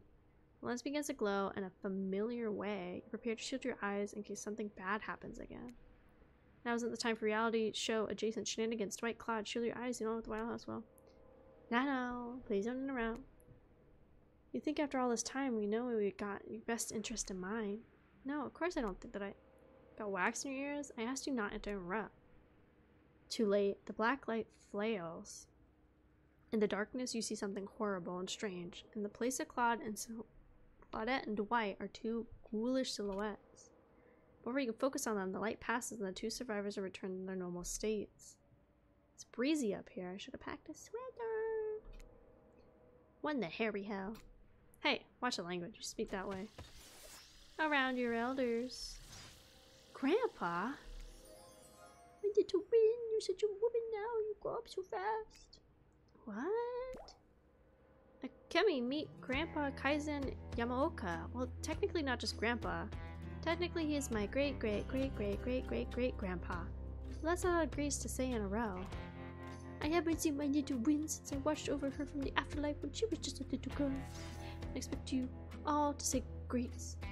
It's an honor and respect. Except Rin, she can do whatever she wants. I particular angle for you. Oni stares at you with his demonic red eyes. I'm pretty sure even the decorative third eye on his mask is looking at you. You mongrel.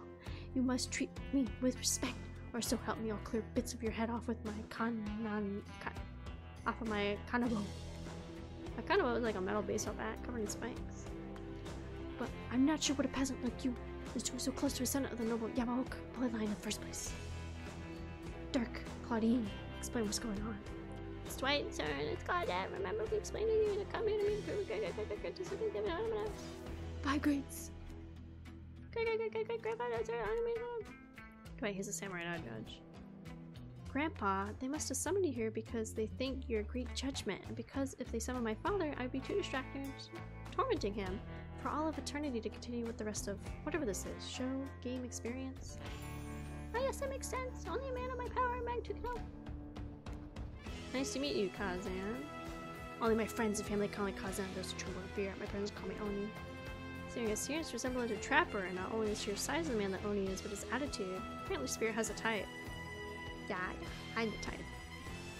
Tells you that. Wait a second. Maybe you do resemble Oni. Every time you try to look at your reflection, you became dizzy and confused. It definitely deserves more thought, but now it's not the time to consider the fact that you might be some kind of hulking vampire with the first ever case of self-blindness. There's a massive samurai mad dogging you from 2 steps away. You don't scare me at all, so I'll stick to keys. Bandit! I realized now the true purpose of my visit to extinguish your light. Oni waves his katana in the air at you menacingly, like great-great-great-great-great-grandfather, like great-great-great-great-great-granddaughter, apparently. Hold up there, grandpops, not so fast. You're only supposed to kill them if they deserve it. First, you should get to know them a little better. Young people these days, always waiting to kill people, insisting they must deserve it. Back in my day, you did what you needed, was done with it, and nobody did it. In his days, for such an imposing presence, he gives off serious old man yells at Cloud vibes. You see, when I was a young man, we didn't have foreigners in our land, didn't need them. We had an abundance of culture already, a little too much if you ask me. Didn't make the rules did exactly how it should be. Literature, art, commerce, theater, fashion, poetry, puppet shows, ghost stories, courtesans, gambling, fighting, fight dining, fast food, public executions. What were we talking about? Spirit giggles that are great. I'm not saying all that. At Oni's forgetfulness. You wonder, does she even like this guy? She sure hates her father's, though. Listen up, old man. We have time for your list of every activity available to a samurai in the entirety of the Edo period. Please, President! You're showing ignorance! Samurai have been for many activities that benefit the Bushido code, such as asserting his great... Now, I'm not saying I did that because I had honor and a bodyguard for a child casting like the court inside, but he clearly... Ren, what do you want with such an educated man? I find it hard to believe that any contemporary person knows all that much about who was and wasn't allowed to do such leisure activities over 100 years ago. However, you're not really sure how to handle this massive demonic old man. Oh wait, I get it, sweet Ren. You might be supposed better. You bring me here to do what you're too kind to do. Bash this jerk's head in.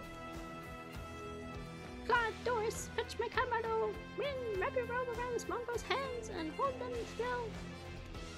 Grandpa, no! That's not why I invited you at all. In fact, I didn't invite you. Claudette and Dwight did. Haha, yes, okay. This whole winking out loud thing's getting out of hand. Him and Trapper really have a lot in common. I swear, Akemi has a good soul and the heart of a warrior. They fought for my love and in their own way. Faced down death more than once and put up with their fair share of nonsense. Nonsense which seems to be endless. Can we, I don't know, wrap this up? Of course. Who may expect anybody to wait for my approval? I've only been hanging out as a ghost and watching my bloodline be polluted by cowards and quitters for 5 generations. Just come, give your ancestor-in-law a hug. Sword drawn, Oni beckons you closer. There's nothing, nobody's gonna hug anyone in this entire life. I think I'm good over here. Right now, push out my way, I'll split them in half to sacrifice the You're so silly, Grandpa. We both know that only one sacrifice can get our family back on track. Revenge on my father, your great-grandson, trying to really my name. And less than violence in your voice. Please be mature. I'll never forget you. I'll never forget who I am. I suppose it is what you want to be with. You want to journey to bloody revenge with. I should trust your judgment. The strength inside you blooms from the same cherish that planted centuries ago. And if Akemi ever treats me poorly, you have my word on her family's honor, I will wield my katana and gut them like a fish. She rolls down from behind Oni's demonic mask. You sure you want to marry into this? Well, that's what I explain later. The father stuff, don't forget it. What made me stop focusing so specifically, obsessively on it? What you did to Zafu was already done. Do something for yourself. Just my 2 cents. You're all there, so you did. Now let's go, servants. Clip, Denny's, January stables. I see my dragon with Ben, tend to. Sure. Sorry, it's still better than dealing with Trapper's dad. Sorry if it was disrespectful to your great-grandfather. He seemed like a special man. I realize I'll never measure up to somebody like that. I'll worry with the hell of a fashion sense. I mean, that mask. Oh, I think we're almost at the end. Whew. As soon as we're done with her route, I think we're definitely gonna wrap up for the night. Don't worry, I would never expect you to. Or want you to, really. If all I wanted was the biggest brute alive, I'd be down in Trapper's cave right now, avoiding his vintage bear traps. But that's not the life I've imagined for myself.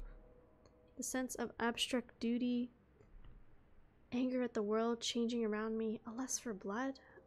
There's no way to live that way. And yet, as you now know, this is the Yamaoka way of life. Forever, I'm cursed to battle against the dragon that lives inside me, or at least maybe I was until now. Call me the Dragon Tamer, baby.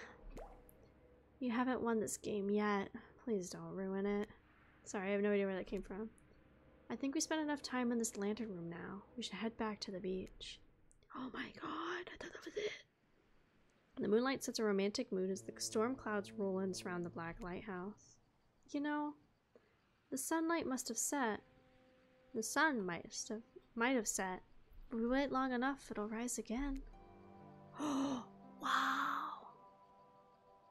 She removes her sheer robe, showing you her strappy black bikini. Her pale skin glows under the light of the moon. Maybe you could help me get a head start on applying tomorrow's sunscreen. Again? Yeah.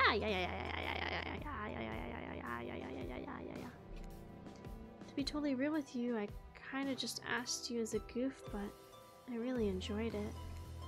I swear though, if you tell anybody about this, I will not be labeled as a foot freak. Not that there is anything wrong with feet, it's just that something about that kind of attention really gets people talking. Steady, steady.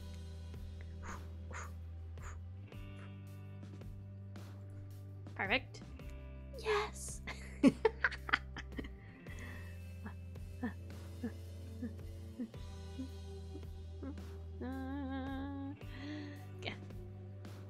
Yes! Bum, bum, bum, bum, bum.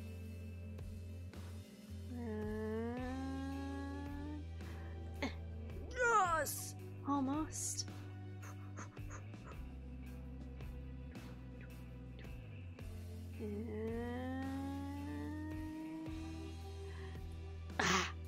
Almost.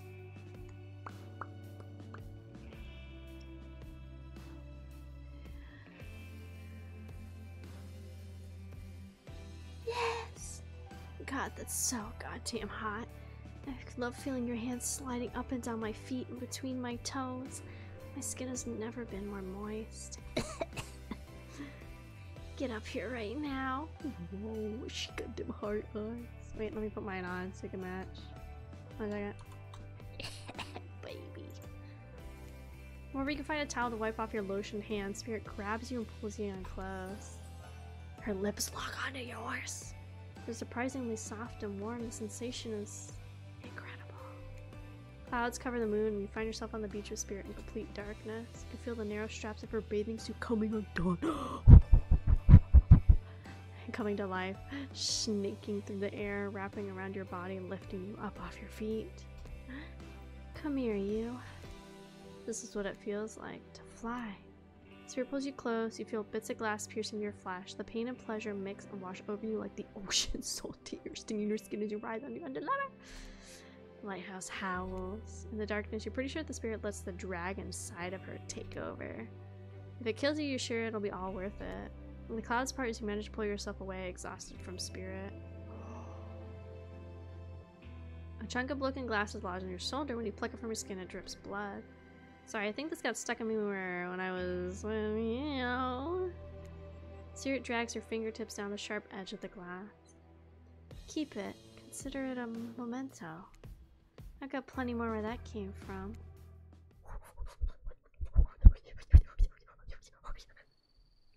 You arrive at the beach to find Claudette and Dwight waiting for you.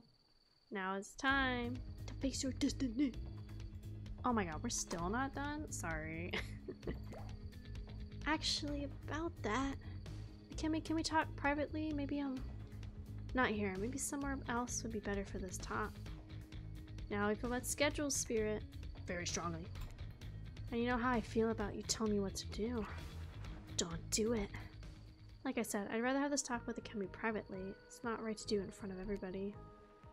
You know, from my experience in upper management and my father's mind, I learned that if you're gonna fire somebody, it's best to do it in public so they don't freak out. Please, wait, no. She can't. They seem so in love. Well, I mean, not really. Spirit is still Spirit. But if I try to imagine Spirit in love, I suppose she hasn't attempted to murder Akemi yet, so... Okay, fine. Your guess is as good as mine. The girl is very hard to read. A word of advice, though, if you're gonna end it quickly. In my experience, the more pathetic the creature, the more annoying the final howls are. I don't need any advice. Everybody out except Akemi. Nobody's saying, hi, how? What do I say here? Name. Below a Spirit, you feel something awful hang in the air. More awful than the lingering smell of Cleaver body spray. Rin, I don't know what you're planning to say, but before you say anything, just know that I really enjoyed my time with you. Getting to know you over these past few days helped me get to know myself, and for that, I just want to say thank you. That's sweet. You're welcome. And you know what? It's that kind of thing that shows me you've got a good heart inside of you. Too good for me to carve out and toss into the ocean. Also too good to love me. I need someone who shares my interest, someone I can connect with. Someone jaded and despondent, only driven forward by desire for rage. I need someone who isn't so warm that I feel cold in comparison. I need someone who isn't you. No! Can't we just be friends? I don't know if... Before you finish that, just know, if we're not friends, we'll probably become enemies, and I will destroy you. As it is, I'm glad to have you here with me when I need you, but also not too close to me when I don't. So yes, see you around. Spirit starts to leave. Wait, that's it? That's how this ends? You're just gonna leave me here? I'm not sure how to use the words ends. And for that matter, I wouldn't say I'm leaving, but us? We're definitely through. The fact you can't see that, well, just proves we were never really belonged together. Good night. What the frick, dude? What the actual fuck? I touched your toes several times. I don't know what that means. Anyway, I said goodnight, Akemi. See you around. What the frick, dude? What the fuck, dude? She keeps saying she'll see me around. I have no idea. Ah, cute. And so, my precious killers lived happily ever after. So they should learn to love themselves first and foremost. I was trapped in a never-ending cycle of torture by my design. Oh wait, did I spoil my trinity? Made it this far, you probably know that. You have to play again to find out more. Goodbye, Akemi, see you later. Forever. Ooh. Okay, cool. Oh, thank God. I was worried it was gonna keep going more. I was like, that's really long. Ooh. I get this game. Ooh. Okay, so we finished one route. That was pretty long, honestly. I'm gonna go to my library and see how many achievements we got. Let's see, for that one round, I got 8 achievements. There's 21 hidden achievements and stuff. Huh, okay. We'll probably come back and stuff. Yeah, sorry gamers, that was a lot. It's still a lot of fun. I really like Otome games. I think they're always fun. I thought that was really cute. It was longer than I was expecting. I guess I kind of thought it would be shorter because it's like a jokey sort of Otome, because it's based on you know, it's based on like Dead by Daylight, so I didn't think it was gonna be super like long or in-depth or anything. Ah, dang. So nobody else is online and nobody else is playing this game, so I think this will be another no raid night, I guess. Technically there's one other person that I follow that is online, but they're ASMR. And they do a little bit, nothing against it, they do a little more like sensual ASMR, so I don't know if you guys are like comfy with that, and technically we didn't do an ASMR, so it might be kind of weird going from like games to not ASMR, or to ASMR. But yeah, I think tonight we'll skip a raid. I'm gonna be back Thursday. Yes, Thursday we're gonna be back. It's gonna be earlier in the day. It's gonna be like noon PM PST. And we're gonna play Cat Cafe Manager, which should be kind of chill and kind of cozy, comfy. But we'll definitely come back to this one again later down the line. Just like we're gonna come back to Potion Permit. Maybe next week. I don't know. Next week for sure. I want to do more Phoenix Wright to keep getting through the Ace Attorney game. Since whenever we're done with that one, that's when I want to move on to Persona 3 Portable and stuff, so that we can get through that before Reloaded comes out. And then yeah, like that, and then people wanted another ASMR, so I'll probably do that at some point next week. And then I don't know, the other 2 days we'll fill out with stuff. Yeah, I don't know. But thanks for hanging out, guys. See you Thursday at noon. Again, to chill out a little bit, you can always join the Discord server. I got my UE. I got Twitter you can follow me on. We're really close to 600 on Twitter, which is kind of nutty. I think once we hit 600, I'll probably do some kind of like giveaway or something. So encourage your friends to follow. Yay! But have a good night, gamers. I'll catch you guys later. Bye bye!